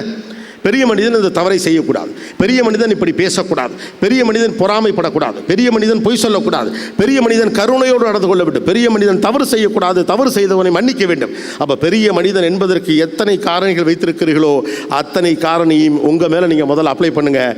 ஏன்னா நீங்களே பெரிய மனுஷன்தான். பெரிய மனுஷனா என்ன, பணக்காரனா? இல்லையே. படித்தவனா என்ன, வேலைக்கு போகிறவனா? இல்லையே. படித்தவனுக்கு இந்த ஊர் எப்படி அடையாளம் வச்சுருக்கு பாருங்கள். பண்பாட்டு கூறுகளோடு கூடிய படிப்பு தான் ரொம்ப முக்கியம். பண்பாட்டு கூறுகளோடு கூடிய படிப்பு தான் ரொம்ப முக்கியம். படிப்புங்கிறது நீங்கள் எப்போதும் மார்க்ஸோடையும் வேலையோடையும் சம்பளத்தோடையும் குரோத்தோடையும் கனெக்ட் பண்ணாதீங்க. விஸ்டமோடையும் குவாலிட்டியோடையும் கல்ச்சரோடையும் கருணையோடு கனெக்ட் பண்ண பழகு. இந்த தெருவில் இப்போ டீ கடையில் 2 பசங்க நின்று சண்டை போட்டுக்கிட்டு கெட்ட வார்த்தையில் பேசிட்டு ஒருத்தன் அடிச்சுக்கிட்டா அங்கே ஒரு பெரியவர் வந்து டப்புன்னு 2 பேரும் நிறுத்தி, ஏன்டா படித்தவங்க தானே இப்படி பண்ணலாமான்னு கேட்பார். படித்தவனுக்கும் சண்டை போடுறதுக்கு என்னடா சம்பந்தம்? படித்தவன் தானே, பொம்பளை பிள்ளைய கையை நீட்டி அடிக்கிறியே, நீ படித்தவன் தானே அப்படின்னு கேட்க. படித்தவன் தானே, அம்மா அப்பாவை இப்படி அசிங்கமாக பேசுகிறீ, நீ படித்தவன் தானே, நீலாம் படித்த பிள்ளை தானே, இப்படி பேசலாமா அப்படின்னு வீடுகளில் ஏன் பேசுகிறாங்க? படித்தவன் பண்பானவனாக இருப்பான். படித்தவளுக்கு பக்குவம் தெரியும். படித்தவர்களுக்கு சமூக பொறுப்புண்டு. படித்தவனுக்கு வச்சிருக்கக்கூடிய குவாலிஃபிகேஷன் 90 மார்க்கு, 95 மார்க்கு, 100 மார்க் இல்லை. ஒழுக்கம், பண்பு, நேர்மை, சமூக பார்வை, அரசியல் பார்வை, இதான் படித்தவங்களுக்கான பண்பு. அதுதான் படித்தவனுக்கான பண்பு. 17 வயசில் 12th ஸ்டாண்டர்ட் முடிச்சுட்டு காலேஜில் வந்து முதல் நாள் உட்காந்துருக்கல, இவ்வளோ பெரிய விஷயத்தை தூக்கி என் தலையில் வைக்காத, வைப்போம். அதான் நான் முதலே சொல்லிட்டேன், 27 வயசில் எனக்கு கொடுத்த பொறுப்பு உனக்கு இப்போ 17 வயசில் வந்தாச்சு. இதுக்கு முந்தின தலைமுறை 70 வயசு வரைக்கும் வேலை பார்த்துச்சு ரிட்டையர் ஆகாமல்.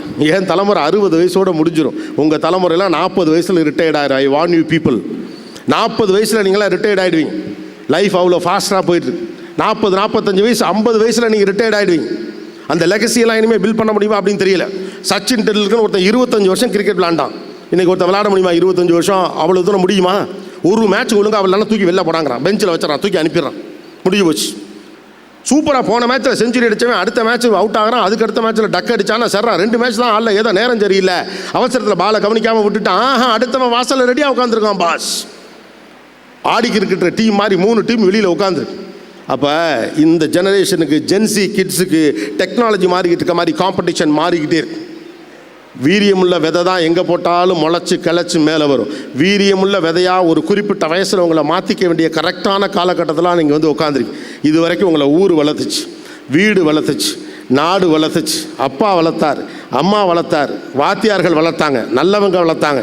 இனிமே நீங்கள் வளரணும். Now you guys are grown adults. ஏன்னா இனிமேல் உங்களை கண்காணிக்க முடியாது இல்லையா?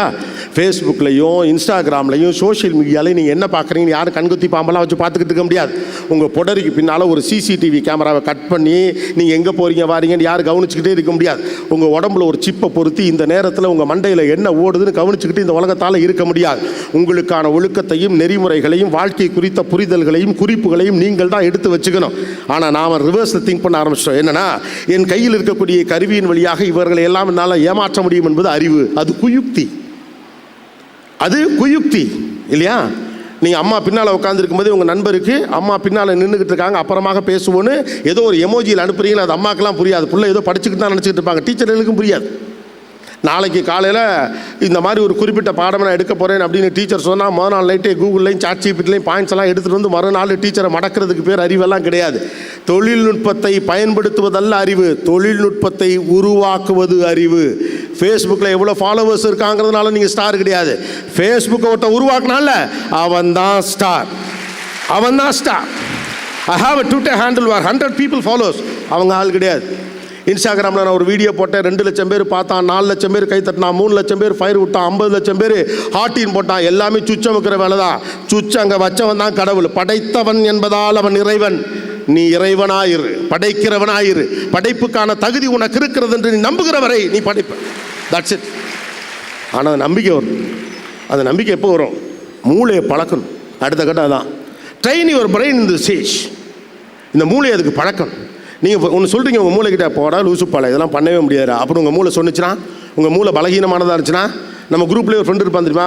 ஒரு ஃப்ரெண்டு கேரக்டர் இருப்பான். ஒரு 6 பேர் 7 பேர் இருப்பான். ஒருத்தன் நெஞ்சை பிடிச்சிட்டு இப்போ கோபிநாத் கற்றுன்னு கத்துற மாதிரி ஒரு 10 நிமிஷம் பேசி முடித்தோடனே அவன் அசால்ட்டா, ஏய் லூஸ் மாதிரி பேசாத மாப்பிள்ளை, இதெல்லாம் முடியாத மாப்பிள்ளை, வா மாப்பிள்ளை டீ சாப்பிடும் கூட்டிகிட்டு போயிடுவான். அப்போ அந்த 6 பேர் அவன் கூட போயிடுறான்ல, ஏன் போகிறான் தெரியுமா? அவன் மூளை அதை நம்பலை, அவள் மூளை அதை நம்பலை. இந்த விஷயத்தை நம்மால் செய்ய முடியும்னு அந்த மூளையை நம்பலை. ஏன்னா மூளையை நம்ம பழக்கலை. இந்த விஷயத்தை நோக்கி நம்மால் நம்பிக்கையோடு நகர முடியும் என்று மூளையை பழக்கலை. மூளையை பழக்குங்க. அதுக்கான வயசு இதுதான். படிப்பை எக்ஸைட்மெண்ட்டாக பார்க்கக்கூடியதுக்கான வயசு மூளையை பழக்கிறது இப்போ தான். புத்தகம் ஒரு பெரிய ஒரு ஆற்றலை தரும்னு நம்புவதற்கு மூளையை பழக்கிறது இப்போ தான். இயற்கையின் வழியாக அழகான விஷயத்தை ரசிக்க முடியும் மூளையை பழக்கிறது இந்த வயசில் தான். சினிமா பார்த்தா தான் என்டர்டெயின்மெண்ட்டு, டிவி பார்த்தா தான் என்டர்டெயின்மெண்ட்டு, இல்லை புக்கு படித்தா கூட என்டர்டெயின்மெண்ட்டு. எது உங்களுக்கு என்டர்டெயின்மெண்ட் மூளையை பழக்கிறது இப்போ தான். எது உங்களை எக்ஸைட் பண்ணணும்னு மூளையை பழக்கிறது இப்போ தான். மூளையை பழக்கிடுங்க, மூளையை பழக்குங்க. மூளையை பழக்கிறதுக்கான வயசு அதெல்லாம் சார் மூளையை பழக்கிறது. ஆமாம், உங்களுக்கு பிடிச்சது பிடிக்காதுன்னு எல்லாத்துக்கும் மூளைக்கு நீங்கள் சொல்லிக்கிட்டே இருப்பீங்களே, தொடர்ச்சியாக நீங்கள் ஒன்று பண்ணிக்கிட்டே இருந்தீங்கன்னா மூளை நம்பு இது எனக்கு பிடிக்கும். உங்களுக்கு வேணான்னு சொன்னால் அது வேணான்னு விட்டுரும். என்ன பிரச்சனைனா உடம்புக்கு மூளைக்கு ஒரு வித்தியாசம் இருக்குது.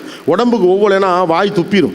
ஒரு கசப்பான பொருளை உங்கள் கையில் கொடுத்து பாவக்காவே சாப்பிட்டு பழக்கமில்லாத ஒருத்தங்கிட்ட பாவக்காய் கொடுத்து இந்த சாப்பிட்னா வாயில் வச்சோன்னா டப்புன்னு துப்பிடுவான். படக்குனதுக்கு ரியாக்ட் பண்ண தெரியும். மூளைக்கு துப்ப வராது. மூளையை நீங்கள் பழக்கணும். கெட்டதை உள்ளே அனுப்புனா துப்புடா, அசிங்கமானதை நான் உள்ளே அனுப்புனா துப்புடா, வேண்டாத நீ உள்ளே அனுப்புனா வெளியேற்றுறான்னு பழக்கிடுங்க மூளைக்கு. இப்போவே உண்மையான ஹாப்பினஸ் எது, உண்மையான சக்ஸஸ் எது, உண்மையான எக்ஸைட்மெண்ட் எதுன்னு பழக்கிடுங்க. ஒரு டெக்னாலஜியை படிக்கிறதுக்கு மூளையை பழக்கி எக்ஸைட் ஆக்குங்க. ஒரு சினிமா பார்த்து எக்ஸைட் ஆகுங்க. சினிமாவை மோசம் நான் சொல்லவில்லை, நான் சினிமாவை மோசம் சொல்ல. ஏதோ ஒரு கெட்ட விஷயத்துக்கு எக்ஸைட் ஆகிற மூளையை ஒரு நல்ல விஷயத்துக்கு எக்ஸைட் ஆக்கி பழக்குங்க. ஒரு லேபுக்குள்ளே போய் விடிய விடிய கிடந்தா கூட மூளை எக்ஸைட் ஆகிற மாதிரி மூளையை பழக்குங்க. இதுதான் வயசு. பழக்கி விட்டீங்க, சூப்பராக பியூட்டிஃபுல்லாக. ஏன்னா எது சந்தோஷம்னு மூளைக்கு தெரிஞ்சிச்சுன்னா உண்மையான சந்தோஷம் எது அது கண்டுபிடிச்சிடும். முதல்ல சொன்னது நான் மனசுக்கிட்ட சொன்னேன், இப்போ சொல்கிறது மூளைக்கிட்ட சொல்கிறேன். ஏன்னா இது சம்மந்தப்பட்டதெல்லாம் மூளை தான் டிசைட் பண்ணும். தப்பான விஷயத்தை உங்கள் மூளைக்கிட்ட நீங்கள் கொண்டு போனால் மூளையே கூப்பிட்டு சொல்லும், மூளை கட்டவனே வெளியில் வந்துரு அப்படின்னு. அதுக்கு ரொம்ப முக்கியமான ஒரு ஃபார்முலா. ஒன் லாஸ்ட் டைம்னு எந்த முட்டாள்தனத்தையும் திரும்ப திரும்ப செய்யாது. உங்களுக்கு சரி, எனக்கு சரி, gen z kids, 90 kids, 2K kids, மொரட்டு single, bestie, boy bestie, girl bestie, எல்லா கருமத்துக்கும் ஒரே ஒரு ரூல் இருக்குது. அந்த ரூல் என்னென்னா, இனிமேல் இதை செய்ய மாட்டேன்னு சொல்லிட்டு ஒவ்வொரு முறை அதே தப்பை திரும்ப திரும்ப செய்யாதீங்க. அப்படி நீங்கள் செஞ்சுக்கிட்டு இருக்கீங்கன்னா நீங்கள் அதுக்கு அடிக்ட் ஆகிட்டு இருக்கீங்கன்னு அர்த்தம். ஒன் லாஸ்ட் டைம் என்று எந்த தவறையும் செய்யாதீர்கள். லாஸ்ட் டைம் செய்கிற தவறுன்னு ஒரு தவறு கிடையாது. தவறு தான். அதை ஒரு தடவை செஞ்சாலும் தவறு தான். ஒன் லாஸ்ட் டைம் அப்படின்னு சொல்லிட்டு கடைசியாக ஒரு வாய் அப்போ அம்மா ஊட்டி விடுவாங்கல்ல, அது இல்லது. கடைசியாக ஒரு வாயின்னு சொல்லிட்டு நெய் சட்டியில் போட்டு கொஞ்சோண்டு கருவேப்பிலையோட வாயை ஊட்டி அம்மா மூத்த பிள்ளைக்கு கொடுப்பாங்கல்ல, அது இல்லது. கடைசியாக ஒரு முறை இந்த தவறை செய்து கொள்கிறேன் என்று எப்போது நீங்கள் உங்கள் யோசிக்க ஆரம்பிக்கிறீங்களோ மூளை பலகீனமாயிட்டுக்குன்னு அர்த்தம். ஒன் லாஸ்ட் டைம் சொல்லி உங்கள் மூளை ஒத்துக்குதுல, இல்லை முடியாதுன்னு மூளைக்கு உங்களுக்கு சண்டை நடக்கணும்ல, நடக்கலைன்னா மூளை கெட்டதை பழகிருச்சுன்னு அர்த்தம். மூளை கெட்டதை பழகிருச்சு, மவனை சத்தம் கெட்டதாக அனுப்பும். ஏன்னா அவனுக்கு அதானே பிடிக்கும். மூளையோட வேலை என்ன? உங்களுக்கு பிடிச்சது உங்களுக்கு அந்த சிக்னல்ஸ் அது கொடுத்துக்கிட்டே இருக்கும். அதை பழக்கிட்டிங்கன்னா அதை பழக்கிடும், பிடிச்சிட்டே இருக்கும். சில பேர் காஃபி டீயே குடிக்க மாட்டான், பார்த்துருக்கீங்களா? எனக்குலாம் ஆச்சரியமா, எப்படா காஃபி டீயே குடிக்காமல் இருக்காங்க. இல்லைங்க, சின்ன வயசுலேருந்து குடிச்சு பழகலைங்க. என்னை பொறுத்தவரைக்கும் காஃபி டீ குடிக்காமல் ஒரு மனுஷனால் உயிர் வாழ முடியுமா அப்படின்னு நான் நம்புவேன். காஃபி டீ குடிக்காமல் எப்படா உயிர் வாழ்வானுங்க. என் ஃப்ரெண்ட்ஸ்லாம் சில பேர் சொல்லுவாங்க, இந்த மீடியாலாம் நிறைய டீ குடிப்போம். அப்போது இந்த தண்ணி குடிக்காமல் கூட வாழ்ந்துடலாம், காஃபி டீ குடிக்காமல் எப்படா வாழும்? ஆனால் காஃபி டீயே குடிக்காமல் பேசாமல் உட்காந்துருப்பேன். இவன் என்ன காஃபி டீ கூட குடிக்க மாட்டேங்கிறான், பழக்கலை. இது உலகத்தில் இல்லவே இல்லாமல் இருக்க முடியாது அப்படிலாம் ஒன்றுமே கிடையாது. அதுக்காக உங்களை அப்படியே சாமியார் மாதிரி துறவி மாதிரி வாழுங்க நான் சொல்லலை. மகிழ்ச்சியாக இருங்க, சந்தோஷமாக இருங்க. ஆனால் உண்மையான மகிழ்ச்சி எதுன்னு கண்டுபிடிங்க. இந்த உலகம் டிக்கெட் வச்சுருக்கலாம் மகிழ்ச்சி கிடையாது, அது வியாபாரம். உங்கள் மாதிரி வயசு பிள்ளைங்களை அதுக்குள்ளே இழுத்து போட்டுட்டா அது அவனுக்கு வியாபாரம். நீங்களாம் இப்போ கூட 17 வயசுலையும் 18 வயசுலையும் தெரிஞ்சோ தெரியாமலோ உலகத்துடைய பல நிறுவனங்களுக்கு ஃப்ரீயாக தான் வேலை பார்த்துட்ருக்கீங்கன்னு உங்களுக்கு தெரியுமா? நீங்களாம் வேலை தான் பார்த்துட்ருக்கீங்க. சோஷியல் மீடியாவில் ஒரு போஸ்ட் போட்டுட்டு அதுக்கு லைக் வருதான்னு காத்துக்கிட்டு உட்காந்துருக்கீங்களா? எத்தனை கம்பெனிக்கு நீங்கள் வேலை கொடுக்குறீங்க? வைஃபை கம்பெனிக்கு வேலை கொடுக்குறீங்க, அந்த அப்ளிகேஷனுக்கான கம்பெனிக்கு வேலை கொடுக்குறீங்க. நாளைக்கு நீங்கள் உங்கள் ஃபுட்டின்னு சொல்லி மட்டும் நீங்கள் சோஷியல் மீடியாவில் போடுங்க, உங்களுக்கு வரக்கூடிய ரெக்கமெண்டேஷன் முழுக்க எங்கெல்லாம் போய் சாப்பிட்லான்னு சொல்லி ஹோட்டல்காரங்க எல்லாருடைய லிஸ்ட்டும் உங்களுக்கு வருமா? அதில் உங்களுக்கு என்ன யூஸ் இருக்குது, அவங்களுக்கு யூஸ் இருக்குது. சம்பளமே வாங்காமல் உலகத்துடைய பல நிறுவனங்களுக்கு நீங்கள் வேலை பார்த்துட்டு இருக்கீங்க. இந்த உலகத்தோட பெரிய பணம் நேரம் தான். உங்கள் ஒரு நிமிஷத்தோட விலை என்னன்னு இன்றைக்கி தீர்மானிச்சிருங்க. If you strong with your purpose you will not go தேர்.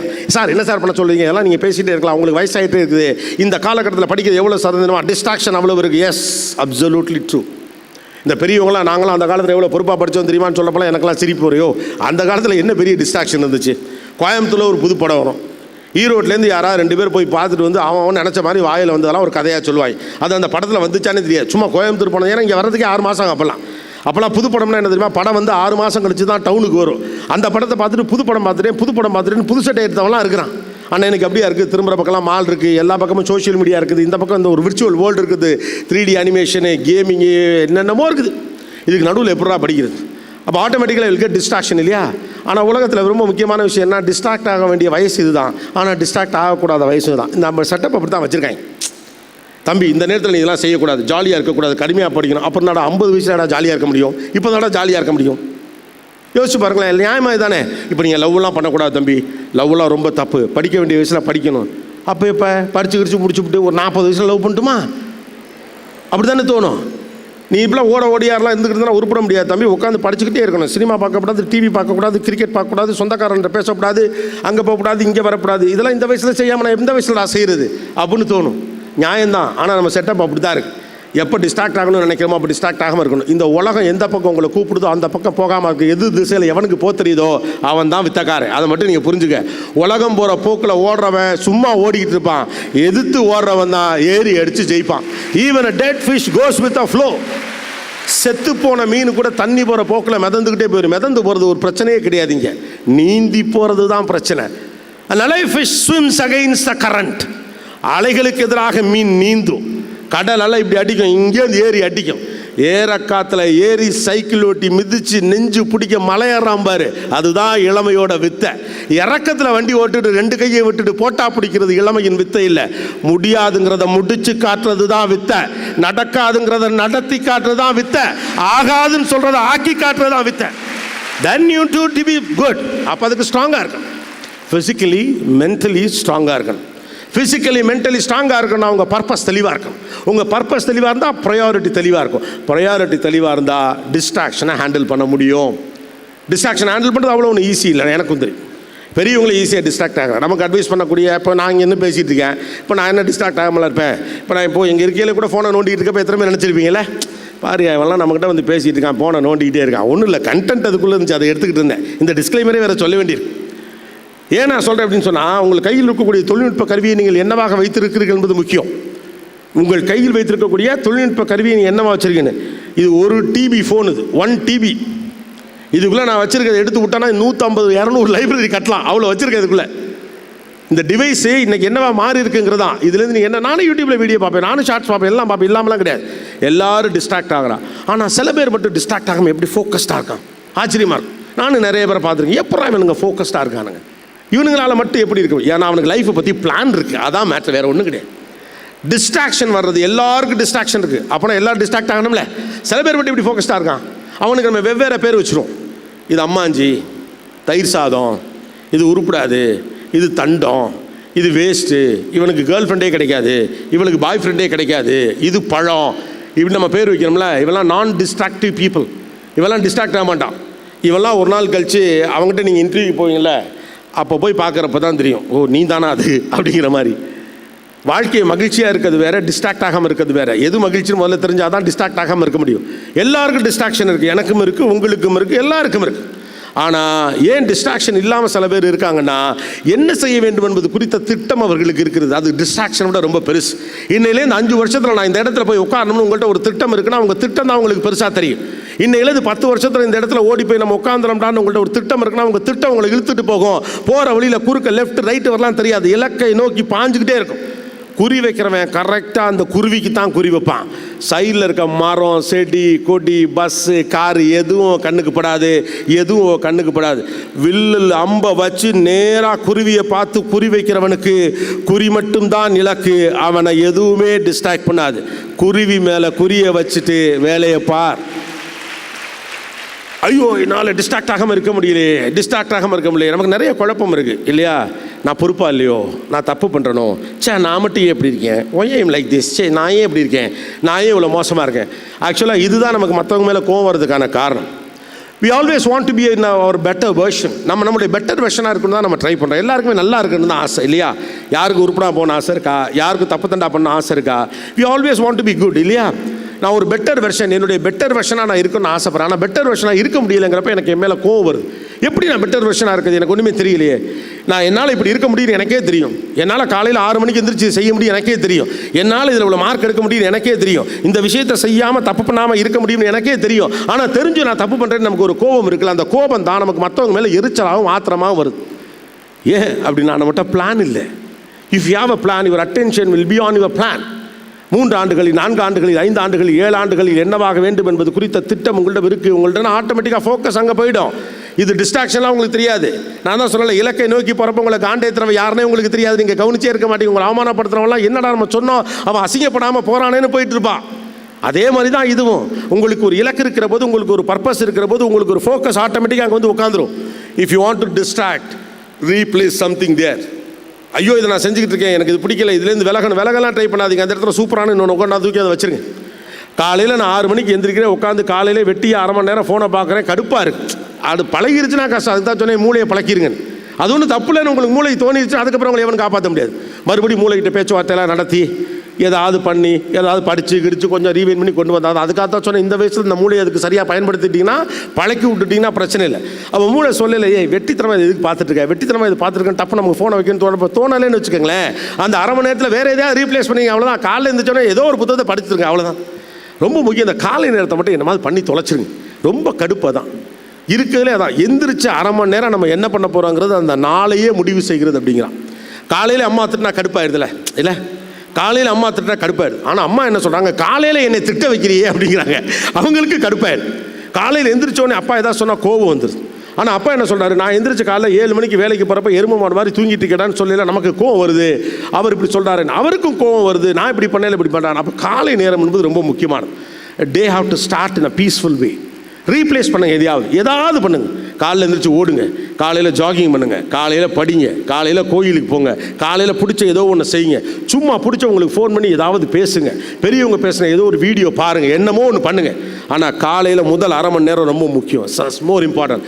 வீட்டில் இருந்தால் அம்மாவோட கிச்சனில் போய் ஹெல்ப் பண்ணுங்கள். அப்பாவோட 1/2 மணி நேரமோ 1 மணி நேரமோ வயலுக்கு போயிட்டு வந்து உடல் உழைப்போடு அடுத்த வேலைக்கு உள்ளே வாங்க. Most important thing is mornings. அதனால தான் காலை பற்றி எப்போதுமே பெரும்பாலும் சொல்லிக்கிட்டே இருக்காங்க, காலையில் கவனமாரு, காலையில் கவனமாரு, காலையில் கவனமாரு, காலையில் கவனமாருன்னு சொல்லிகிட்டே இருக்கிறதுக்கான காரணம் தான் மூளை அதுக்கு பழகும். மூளை அதுக்கு பழகிடுச்சுன்னா காலைல ஆட்டோமேட்டிக்காக எழுப்பிவிட்டு. சில பேர்லாம் கரெக்டாக 5 மணிக்கு எதிர்ப்பாங்க, அலாரமே வைக்காம 6 அலாரம் வச்சு 4 தடவை ஸ்னூஸில் வச்சு 7 தடவை மிதித்து 8வது தடவை செவத்தில் தூக்கி அடித்தும் நம்மளால் ஏன் எந்திரிக்க முடியலை அப்படின்னா, நம்ம எந்திரிச்சு செய்கிறதுக்கு நம்மகிட்ட பர்பஸ் இல்லை. எந்திரிச்சு என்ன பண்ண போகிறோம்? எந்திரிச்சு பண்ணுறதுக்கு பிளான்டாக ஒன்றும் இல்லை. என்ன இருக்கோ அதை பண்ண போகிறோம் இல்லையா? என்ன இருக்கோ அதை பண்ணலாம் அப்படிங்கிறப்ப எந்திரிக்க தோணாது. ஏற்கனவே பிளான் பண்ணியிருக்கு ஒன்று பண்ணுறதுக்குன்னா ஆட்டோமேட்டிக்காக 6 மணிக்கு உங்களுக்கு முழிப்பு வந்துடும். அவ்வளவுதான். உங்கள் உடம்பும் உங்கள் மனசும் உங்கள் மூளையும் நீங்கள் ஒரு திட்டம் வைத்திருந்தால் அதை எக்ஸிக்யூட் பண்ணுறதுக்கு போராடும். அது எல்லாத்தையும் பண்ணிக்கிட்டே இருக்கும். உங்களுக்கு காலையில் அதுக்கு ஒன்று இருக்கணும். நேற்று காலையில் 3 மணிக்கு ஷூட்டிங் முடிஞ்சுது.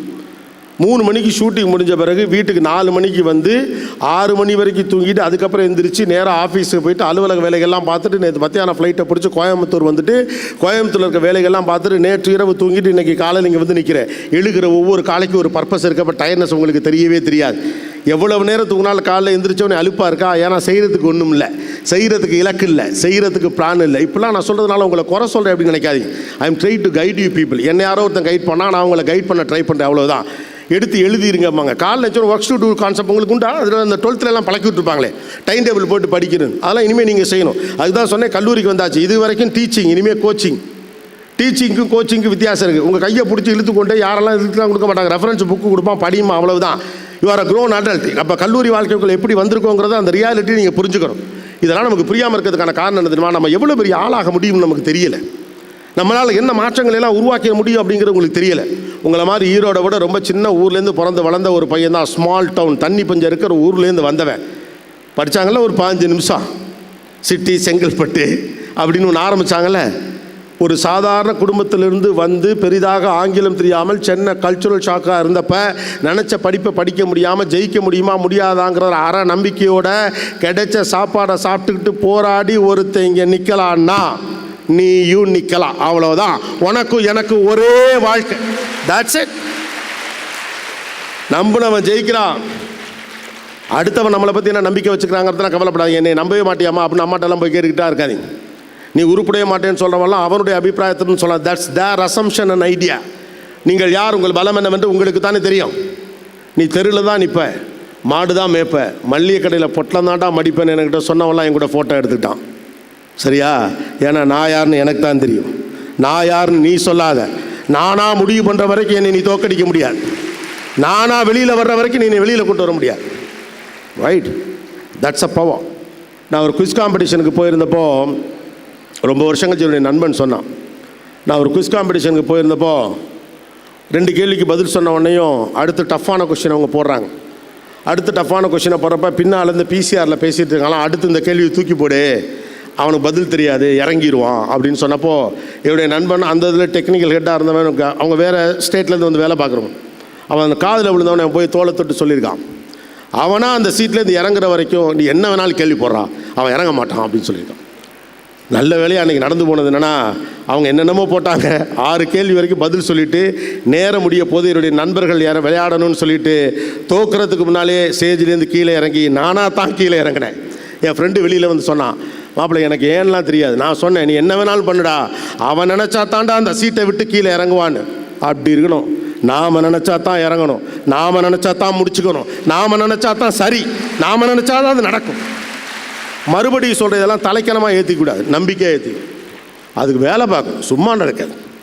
எல்லாருக்கும் இப்போ என்ன பிரச்சனை அப்படின்னா, அண்ணாமலை படத்தில் வர்றது மாதிரி, சூரியவம்சம் படத்தில் வர்ற மாதிரி ஒரே பாட்டில் 25 பஸ்ஸு, பொண்டாட்டி கலெக்டர் ஆயிடணும், உள்ளே வளர்ந்துடணும், ஒரு பிரச்சனையும் இருக்கக்கூடாது, அப்புறமா அவங்க அப்பா வந்து கூட்டத்தில் இருந்து துண்டை போத்திக்கிட்டு என் மகனுடைய உரையை கேட்கணும், அப்படிலாம் நடக்காது.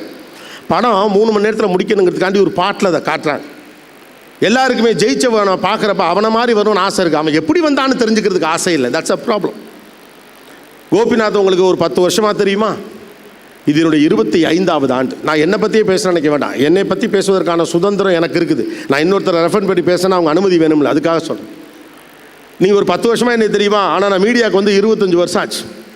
ரோட்டில் தெருவாக துணி விற்றுருக்கேன், டேட்டா என்ட்ரி ஆப்ரேட்டர் வேலை பார்த்துருக்குறேன், கான்செப்ட் செல்லிங் பண்ணியிருக்கிறேன், சேல்ஸுக்கு போயிருக்கிறேன். நைட்டு போய் டேட்டா என்ட்ரி ஆப்ரேட்டர் வேலை பார்த்து அதில் கிடைச்சா தான் காசு 8 இட்லிக்கு. மறுநாள் காலைல நைட்டுலாம் போயிட்டு ஆட்டோலாம் ஓட்டிட்டு ஸ்கிரிப்ட் எடுத்துகிட்டு எங்கெங்கேயோ போய் நின்றுருக்கேன். அப்போல்லாம் பெருசாக ஒன்றுமே தோணு கிடையாது. ஒன்று மட்டும் தோணுச்சு, இது இல்லை நான் போயிட்டுருக்க பாதை தான் இது. போயிட்டுருக்க பாதை சிரமமாக இருக்குதுன்னு நினைக்காதீங்க, கிடைக்க போகிற ஒரு விஷயத்துக்கு இது ஒர்த்துன்னு நினைக்க. The process is more important than destination. நீங்கள் ஜெயிக்கிறீங்களா தோக்குறீங்களாங்கிறது இங்கே முக்கியம் இல்லை, ஜெயிக்கிறத நோக்கி ஓடுறீங்களா இல்லையாங்கிறதா முக்கியம். ஜெயிக்கிறோமோ தோக்குறோமோ சண்டை செய்யணும், சண்டை செய்யாமல் தோற்றப்படாது. ஆனால் அந்த கெப்பாசிட்டி உங்களுக்கு இருக்குங்கிறத நீங்கள் முதல்ல. அதனால நான் திரும்ப சொல்கிறேன், you are powerful than what you believe. நீங்கள் நினைப்பதை விட நீங்கள் ரொம்ப பவர்ஃபுல்லான ஆளுங்கிறது உங்களுக்கு எப்போ புரியுதோ ஆட்டோமேட்டிக்காக நீங்கள் அந்த இடத்துக்கு வந்துடுவீங்க. மற்றபடி ஜாலியாக இருங்க, ஹாப்பியாக இருங்க, பிடிச்சதை செய்யுங்க, அதெல்லாம் நான் ஒன்றும் வேணானே சொல்லலை. இந்த வயசில் செய்யலாம், அப்புறம் எப்போ ரிட்டையர்ட் ஆகிட்டு எப்போ செய்ய போகிறோம். ஆனால் தெரிஞ்சுக்கங்க, அதீதமாக போகிறோமா, அளவுக்கு மீறி போகிறோமா, அநீதியாக செய்கிறோமா, தப்பு பண்ணுறோமா, அந்த தப்பை திரும்ப செய்கிறோமாங்கிற ரியாலிட்டி மட்டும் நமக்கு புரிஞ்சிருச்சுன்னா ஆட்டோமேட்டிக்காக யூ கேன் டூ திங்ஸ். அதான் நான் திரும்ப சொல்லுவேன், நீங்கள் எங்கே இருக்கிறீர்களோ அதை விட ரொம்ப முக்கியமான விஷயம் நீங்கள் உங்களால் என்ன செய்ய முடியும் அப்படிங்கிறது தான். இந்த உலகத்தில் ஜெயிச்சு வந்தவனுடைய எல்லா பயோகிராஃபியும் ஹிஸ்ட்ரி நீங்கள் போய் எடுத்து பார்த்தீங்கன்னா எல்லாமே ஹம்பிளான பேக்ரவுண்ட்லேருந்து தான் வந்தவனாகவே இருக்கான். ஏன்னா ஹம்பிளான பேக்ரவுண்ட்லேருந்து வர்ற ஒருத்தனுக்கு தான் அடுத்த கட்டத்துக்கு என்ன போக முடியும். அதை விட ரொம்ப முக்கியமான விஷயம் என்ன தெரியுமா? லைஃப்பில் எல்லாருக்கும் ஸ்டார் ஆகணும்னு ஆசை இருக்குது. இந்த முதல் தலைமுறை பட்டதாரிகள் செய்யக்கூடிய மிக முக்கியமான விஷயங்கிறது, நீங்கள் ஒரு ரெஃபரன்ஸ் ஒருத்தங்க. நம்மளால படித்து மேலே வர முடியாது நினச்சிட்டு இருக்க யாரோ ஒருத்தருக்கு பாரு, அந்த அக்கா போய் படித்து இன்றைக்கி இவ்வளோ பெரிய இடத்துல இருக்காங்க, நீங்கள் ஒரு ரெஃபரன்ஸ், நீங்கள் ஒரு இன்ஸ்பிரேஷன். நீங்கள் ஜெயிச்சிங்கன்னா அவங்கள மாதிரி 10 பேர் ஜெயிப்பான். படித்த பெரிய குடும்பத்துலேருந்து 10 பேர் வந்து ஜெயிக்கிறதுல அவனுக்கு வேணால் லாபம் இருக்கலாம். ஆனால் படிக்காத குடும்பத்துலேருந்து ஒத்த வந்து ஜெயிச்சா அது ஊருக்கே லாபம், பூரா பயிலும் ஜெயிச்சு. Your success is a chain. நீங்கள் ஜெயிக்கிறத வச்சு இன்னொருத்தன் ஜெயிப்பான், அதை பார்த்து இன்னொருத்தன் ஜெயிப்பான், அதை பார்த்து இன்னொருத்தன் ஜெயிப்பான், அதை பார்த்து இன்னொருத்தன் ஜெயிப்பான். அப்போ ஜெயிக்கிற மட்டும் தான் நான் வாழ்க்கை. நான் ஜெயிப்புன்னு சொல்கிறது மகிழ்ச்சியாக இருப்பதை பற்றி தான் சொல்கிறேன். ஜெயிப்பை பணம் காசு பண்ணுறதை பற்றி மட்டும் நான் சொல்லலை. ஜெயிக்கிறதுனா மகிழ்ச்சியோடு இருக்கிறது, நிறைவாக இருப்பது, சந்தோஷமாக இருக்குது. But at the same time that you need to understand you have a different set of life. 30 ஆண்டுகளுக்கு முன்னால் இருந்ததை போல இந்த உலகம் இப்போது இல்லை. தொழில்நுட்பம் வேக வேகமாக மாறிக்கொண்டிருக்கக்கூடிய காலகட்டத்தில் நீங்கள் இருக்கிறப்ப முந்தைய தலைமுறையை விட சில விஷயங்களில் கூடுதலாக நீங்கள் கவனம் செலுத்த வேண்டியிருக்கு. Point number 1, updation. நீங்கள் 4 வருஷம் படித்து முடிச்சுட்டு வெளியில் வரப்போ உங்கள் படிப்பு அவுடேட் ஆகிறதுக்கான வாய்ப்புகள் எல்லாமே இருக்குது. படிக்கும் போதே பேரலாக என்னென்னலாம் டெக்னாலஜி இருக்கோ எல்லாத்தையும் நீங்கள் சேர்த்து படிச்சுக்கிட்டே வரணும். அடுத்து ரொம்ப முக்கியமான விஷயம் கம்யூனிகேஷன். ஏன்னா எதிர்காலம் என்னவாக இருக்கும் அப்படின்னா ஏஐயால் தொழில்நுட்பத்தால் என்னவெல்லாம் செய்ய முடியாதோ அதெல்லாம் எவன் செய்கிறானோ அவன் தான் மாஸ்டராக இருப்பான். நான் தான் சொன்னேன், மனுஷனுக்குமான சண்டை முடிஞ்சு மனுஷனுக்குமான கருவிக்குமான சண்டை தொடங்கியே 15 வருஷம் ஆயிடுச்சு. எப்போ மிஷின் லேர்னிங் கான்செப்ட் ஆரம்பிச்சிச்சோ அப்போவே மேன் வெர்சஸ் மெஷின் வார் ஆரம்பிச்சாச்சு. இப்போ அடுத்த வாரம் மனுஷன் உருவாக்கின மூளைக்கு தான் மனுஷன் போட போகிற சண்டை தான். ஏஐன்னு ஒன்று உருவாக்கிட்டு ஏஜின்னு ஒன்று உருவாக்கிட்டு உடனே அதனால் வேலை இழப்பு ஏற்படும், லொட்டுலஸுக்கு ஏற்படும், அதெல்லாம் ஒன்றும் கிடையாது. அந்த டெக்னாலஜியை ஒரு மூளை கண்டுபிடிக்குது இல்லையா, ஒரு மூளை தான் ஒரு டெக்னாலஜியை கண்டுபிடிக்குது. ஒரு டெக்னாலஜியை கண்டுபிடிச்ச மூளை என்றைக்குமே இந்த டெக்னாலஜி விட பெருசு தான். அதை நீங்கள் நம்பி தான் ஆகணும். ஒரு டெக்னாலஜி ஒரு மூளை கண்டுபிடிக்கல, அந்த மூளை அந்த டெக்னாலஜி விட பெருசு, அதனால தான் டெக்னாலஜி அது கண்டுபிடிச்சிச்சு. அப்போ updation is the most crucial thing. இரண்டாவது முக்கியமான விஷயம், ஒரே துறையில் தொடர்ச்சியாக நீடித்திருப்பதற்கான வாய்ப்புகள் எதிர்காலத்தில் குறைவாக இருக்கும் அப்படின்னு சொல்கிறாங்க. ஏன்னா டெக்னாலஜி மாறல, அடுத்தது நீங்கள் போகணும். அப்போ updation is the most important thing. படிப்புங்கிறது ஒரு ப்ராசஸ், அது நடந்துக்கிட்டே இருக்கும். அப்போ ப்ரிப்பேர் ஃப்ரம் நவ். நிறைய பேர் கேட்பாங்க, நீ எனக்கு எப்போ நீங்கள் ப்ரிப்பேர் பண்ணுவீங்க அப்படின்னு கேட்பாங்க. எல்லாருக்கும் அது ஒரு க்யூரியாசிட்டி இருக்கும். இந்த தலைப்புக்கு நீங்கள் எப்போ ப்ரிப்பேர் பண்ணீங்க அப்படின்னு. இப்போ இந்த பேச்சுக்கே கூட நீங்கள் எப்போ ப்ரிப்பேர் பண்ணியிருப்பாரு அப்படின்லாம் தோணும். பரீட்சைக்கு படிக்காதீங்க, பரீட்சைக்கு முதல் நாள் படிக்காதீங்க, பரீட்சைக்காக படிக்காது. படிங்க, பரீட்சை வர்றப்ப எழுதுங்க. பரீட்சைக்காக படிக்கிறவன் மார்க் எடுப்பான், படிக்கிறதுக்காக படிக்கிறவன் தான் ஜெயிப்பான். மார்க் எடுக்கிறது வேற, படிக்கிறது வேற. பரீட்சைக்காக படிக்கிறவன் மார்க் தான் எடுக்க முடியும், எப்போதும் படிக்கிறப்ப தான் ஜெயிக்கும். அதன் மீது இருக்கக்கூடிய ஆசை, எப்படா இது நடக்குது அப்படின்னு தோணும், எப்படி இயல்பு இது நடக்குது தோணும். மனிதனுடைய அபரிமிதமான கற்பனை தானே எல்லாமே பண்ணுது. இதில் எலன்மஸ்க் மாதிரி ஒருத்த போய் உட்காந்து ராக்கெட்டில் ஆள் அனுப்புறாங்க. கியூரியாசிட்டி பாருங்க, பிரெயின் எப்படி ஆப்ரேட் ஆகுதுப்பா. ஓகே, மேன்லெஸ் கார்ஸை பற்றி ஒரு பக்கம் பேசுகிறாங்க, ஈவி கார்ஸை பற்றி ஒரு பக்கம் பேசுகிறோம், ஹைப்ரிட் கார்ஸை பற்றி பேசுகிறாங்க, ஸ்பேஸ் கிராஃப்ட் போயிட்டாங்க. நாமெல்லாம் அடுத்த கட்டத்தில் என்னடா நினச்சிட்டு இருக்கோம், ஸ்பேஸ் கிராஃப்ட் போயிட்டு அமெரிக்காவிலேருந்து இந்தியாவுக்கு அடுத்து 40 நிமிஷத்துக்கு பிளைட் முடியும் அப்படின்னு. டெக்னாலஜி இப்போ எக்ஸிட் பண்ணிட்டே இருக்கு. என்ன நடக்க போகுது அப்படிங்கிறதே தெரியல. முன்னாலாம் ஓரளவு கணிச்சிட முடியும், அடுத்து வரப்போகிற டெக்னாலஜி இதுதான், அடுத்து வரப்போகிற டெக்னாலஜி தான், அடுத்து வரப்போகிற டெக்னாலஜி தான். ஆப்பிள் 8 வந்துச்சுன்னா அடுத்து 9 வரும். லேசாக கேமரா இந்த பக்கம் வச்சுட்டு 20,000 கூட வாங்குவோம், இழிச்சா பயமரம் அதை வாங்குவோம், நமக்கு தெரியும். இப்போ அப்படி இல்லை, என்ன வரப்போகுதுன்னே தெரியல. ஏதாவது ஒரு மாத்திரையை தின்னுட்டு 3 வேளையும் சாப்பிடாம இருக்கலாம்னு சொல்ல போகிறாங்களா, ஒரு சிப்பை சொருகி விட்டுட்டு எல்லாத்தையும் நீங்களே தீங்கடான்னு சொல்ல போகிறாங்களா, இனிமேல் இது பூமியே இல்லைடா மேலே தாண்டா இருக்குது பூமி, வாங்கடா பூரா பேர் மேலே போகணும் கூட்டிகிட்டு போகிறாங்களா, என்ன நடக்க போகுதுன்னே தெரியல. Updation is a much more important. You need to update on every other day basis and you have an opportunity. ஒரு காலத்தில் அப்படி கிடையாது. ஒரு பேச்சு போட்டிக்கு ப்ரிப்பேர் பண்ணுறதுனால கூட யாரோ ஒருத்தட்ட மட்டும் தான் அந்த புத்தகம் இருக்கும், அந்த புத்தகத்தை போய் கேட்டு கடன் வாங்கி அதை நோட்ஸ் எடுத்து அவர் புக்கில் நம்ம கோடு கிளிக்க முடியாது எடுத்து நகல் எடுத்து எழுதி பேசணும். இப்போலாம் அப்படி கிடையாது. உங்களுக்கு என்ன வேணும் ChatGPT சொன்னால் அதுவே சொல்லுது, நான் இந்த இடத்தில் பேசுவதற்காக செல்கிறேன், நான் என்ன பேச வேண்டும் என்று சொல்லிட்டு இதெல்லாம் பேசுகிறேன் அப்படிங்கிறான். நாம் பேசுகிற பேச்சில் நம்ம மறந்து போன விஷயத்தில் கோபிநாத் பேசுனதில் ஹைலைட்ஸ்லாம் சொல்லுனாலே அது சொல்லுது. எனக்கே தெரியல இதெல்லாம் நம்ம தானா அப்படின்னு சொல்லிட்டு. Tell me the awards of Gopinath நான் போடுறேன், அதில் பாதி அவார்டை எங்கள் வீட்டில் காணும், எங்கெங்கேயோ வச்சுருக்கணும். ஓ இவ்வளோ அவார்டு நம்ம வாங்கியிருக்கோமா. அப்போ information is completely available. Architecture is the most important thing. நான் சொல்கிறது இன்ஜினியரிங் ஆர்கிடெக்டர் இல்லை. இன்ஃபர்மேஷன்ஸை வச்சுட்டு என்ன மாதிரியான அழகியலோடு கூடியதான ஒரு ஆர்கிடெக்சரல் கம்யூனிகேஷன் நீங்கள் பில்ட் பண்ண போகிறீங்க தான் முக்கியம். Communication is a key guys. நீங்கள் யாரும் நீங்கள் தான் இந்த உலகத்துக்கு இனிமேல் சொல்லணும். ஒவ்வொருத்தரும் உங்களுக்காக வந்து சொல்லிக்கிட்டுலாம் இருக்க மாட்டான். அப்போ communication is much more important. Be aware with that. And the most important next thing is the leadership. இதெல்லாம் முந்தின தலைமுறைக்கு 10 ஒருத்தன் 12 பேரில் ஒருத்தன் 50 பேர் ஒரே ஒருத்தன் கொஞ்சம் முன்ன பின்ன இருப்பான், கரெக்டாக இருப்பான், போதும். இப்போ அப்படி கிடையாது. Leadership is the most important. லீடர்ஷிப்னா வேலை வாங்குறது கிடையாது. யாரை எப்போ எங்கே எப்படி தட்டினா வேலை நடக்கும்னு கண்டுபிடிக்கிறது தான் லீடர்ஷிப். தோனி 50 ரன் அடித்தா தான் லீடர்னு அர்த்தம் கிடையாது. அவன் டக் அடித்தாலும் டீமை ஜெயிக்க வச்சுருவான், அதனால தான் அவன் லீடர். எவனை எப்போ இறக்கணும், எவனுக்கு என்ன பால் போடணும், யாரை எங்கே நிறுத்தணும், எவனை எங்கேருந்து தூக்கணும், எவனை உள்ளே கொண்டாடணும், எத்தனாவது இடத்துல நீ உள்ளே வரணும், அவ்வளோதான் leadership. Leadership is something to make people to walk, not just you walk. நீங்களே எல்லா வேலையும் பார்த்துட்டு இருக்கிறது பேர் லீடர்ஷிப் கிடையாது. அப்போ இது எல்லாத்தையும் நான் இன்ஜினியரிங்கில் படிக்க வந்திருக்கேன், எல்லாம் சேர்ந்தா தான் ஒரே படிப்பு தான். அப்போ தனி படிப்புலாம் ஒன்றும் கிடையாது, எல்லாம் சேர்ந்தாச்சு. வேர்ல்டில் எல்லாத்தையும் அள்ளி போட்டு கலவைச்சோறு கொடுக்க ஆரம்பிச்சிட்டானுங்க. இன்ஜினியரிங் படிக்கிறவங்களுக்கு மேனேஜ்மெண்ட் தெரியணும், எக்கனாமிக்ஸ் தெரியணும், கம்ப்யூட்டர் சயின்ஸ் மட்டும் தெரிஞ்சால் போதும், காலம் தள்ளினா கடைசி வரைக்கும் நீங்கள் வேலை பார்த்துக்கிட்டே இருக்கலாம். வாரன் பஃபெட் ஒன்று சொல்லுவான், நீ தூங்குற போதும் உன் பணம் பெருகிக்கிட்டே இருக்கணுமா. நீங்கள் தூங்கும் போதும் உங்கள் பணம் பெருகி கொண்டே இருக்க வேண்டும், இல்லைனா நீ சாகும் வரை வேலை பார்த்து கொண்டே இருக்க வேண்டும். நான் சொல்லிட்டேன் உங்களுக்கு 50 வயசு உங்களுடைய ரிட்டையர்மெண்ட் ஏஜ். Plan now. 30 வயசில் திருந்தினா போதுங்கிற காலம்லாம் முடிஞ்சிச்சு. 20 வயசில் எல்லாத்தையும் ரெடி பண்ணிடணும். இன்றைக்கி அதுக்கான காலகட்டம். Go and explore the world. Information is available all over the sources. Banking என்னன்னு பாருங்கள், எக்கனாமிக்ஸ் என்னன்னு பாருங்கள், ஜெர்மனியில் என்ன பண்ணுறான்னு பாருங்கள், ஃப்ரான்ஸ் என்ன பண்ணுறது பாருங்கள், அமெரிக்கா என்ன பண்ணுறது பாருங்கள், அடுத்த கட்ட ஆய்வு திட்டம் என்னன்னு பாருங்கள். உலகத்துடைய இவ்வளோ பெரிய மக்கள் தொகை வைத்திருக்கக்கூடிய தேசத்திற்கு தேவைப்படக்கூடிய மருந்து பொருட்களை உலக நாடுகள் கண்ட்ரோல் பண்ணிட்டு இருக்கிறது எப்படின்னு பாருங்கள். சைனா உலகம் முழுக்க எப்படி எக்ஸ்போர்ட் பண்ணிட்டு இருக்கா, எப்படி அவனுடைய பொருளாதாரத்தை மேம்படுத்தி காட்டினாங்கிறத பாருங்கள். உலகத்திலே அதிகமான அளவுக்கு செல்ஃபோன் பயன்படுத்தக்கூடிய நாடுகளில் ஸ்மார்ட் ஃபோனை 2வது பெரிய நாடு இந்தியா தான். ஸ்மார்ட் ஃபோன்களை 2வது பெரிய நாடு இந்தியா தான் அதிகமாக பயன்படுத்துகிறது. ஆனால் நம்ம ஸ்மார்ட் ஃபோன் கம்பெனிஸுடைய சர்வீஸ் அண்ட் சேல்ஸ் இருக்குல்ல 2% தான் தெரியுமா. மீதி அம்புட்டையும் எக்ஸோமி ஃபோன் வச்சுருக்கான், சைனாக்காரன் வச்சுருக்கான், ஆப்பிள் வச்சுருக்கான், சாம்சங் வச்சுருக்கான், கொரியாக்காரன் வச்சுருக்கான். நாமையே வாங்கிட்டே இருக்கோம். நம்ம நம்ப வச்சுட்டானுங்க. வாங்குறதே திறமை அப்படின்னு நினச்சிட்டானுங்க. கன்சியூமிங் பண்ணுறது பணக்காரன் கிடையாது. பொருள் வாங்கும் தகுதி உங்களுக்கு இருப்பதால் நீங்கள் பணக்காரன் ஆகிவிட்டீர்கள் நம்ப வைக்கப்படுவது தான் உலகத்தின் அரசியல். பொருளை வாங்குவதல்ல பணக்காரத்தனம், பொருளை உருவாக்குவது தான் பணக்காரத்தனம். வாங்கும் தன்மை வருவதற்கு ஒரு வேலை போதும். ஆனால் நீங்கள் உன்னை உருவாக்கி உலகமே உங்கள் பொருளை வாங்கினா தான் யூல் பிகம் அ பில்லியனர், ரைட்டா? ஆனால் நம்மளெல்லாம் எங்கே எக்ஸைட் ஆக வச்சுட்டாங்க. 10,000 சம்பளம் கிடச்சிட்டாலே நம்ம பணக்காரன் நம்ம நம்ப வச்சுட்டான். ஒரு பெரிய பொருளை வாங்கி ஒரு பிராண்டட் ஷூவை போட்டுட்டாலே நம்ம பணக்காரன் நம்மளை நம்ப வச்சுட்டான். ஒரு உயர்தரமான காரை வாங்கிட்டாலே நம்மளை பணக்காரன் நம்ப வச்சுட்டான். அப்படி நம்ப வச்சவங்களாம் பெரும் பணக்காரன். Just go and check what the capability you do. உங்கள் ஆற்றலை ஒருங்கிணைப்பதற்கான நேரம் இதுதான்.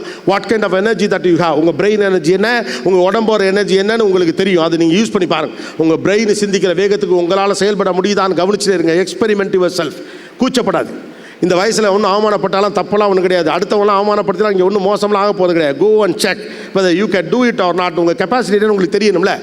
உங்களால் இது செய்ய முடியுமா முடியாதா, எந்த அளவுக்கு செய்ய முடியும் எந்த அளவுக்கு செய்ய முடியாதுங்கிற விவரமும் புரிதல் நமக்கு வேணா. கிட்ட போய் நம்ம பார்க்கணும்ல. முதல்ல கிட்ட போய் பாருங்கள். எவன் என்ன சொன்னாலும் பரவாயில்ல. அடுத்தவன் தப்பாக பேசுவாங்க பார்த்தா நீங்கள் எந்த கவலையும் போட வேணாம். அவனை பற்றி எவனா ஒருத்தர் தப்பாக பேசிட்டு இருப்பான். அடுத்தவன் பேச்சுக்கு நீங்கள் காது கொடுத்துட்டுனா நீங்கள் பண்ண வேண்டிய வேலையை உங்களால் பார்க்கவே முடியாது. Go and check closer. கிட்ட போய் பாருங்கள். என் கெப்பாசிட்டி இவ்வளோ தான், என்னால் கிட்ட போய் பார்த்தா இதெல்லாம் செய்ய முடியாது நினைக்காதீங்க. போய் பார்த்தா தான் தெரியும். நடக்குமா நடக்காதா, ஆகுமா ஆகாதான் போய் பார்த்தா தான் தெரியும். நான்லாம் சென்னைக்கு வந்த புதுசில் எப்படியாவது ரிப்போர்ட் ஆகி நினச்சி கஷ்டப்பட்டு ரிப்போர்ட்லாம் ஆகிட்டேன். ஆனால் அப்போ கூட இந்த ஏர்போர்ட்டுக்கு அப்புறமா பார்த்தீங்கன்னா இந்த சில முக்கியமான இடங்களுக்கெல்லாம் போக மாட்டேன். ஏன்னா அங்கே போனால் இங்கிலீஷில் கேள்வி கேட்கும். நமக்கு நம்ம ஸ்டேட் போர்ட்லேருந்து படித்து வந்த ஒரு பையன். ஆனால் பண்ண டென்ஷன் நல்லா தெரியும் இல்லையா. நமக்குலாம் இங்கிலீஷ் நல்லா தெரியும், பேச மாட்டோம். அதான் பிரச்சனை.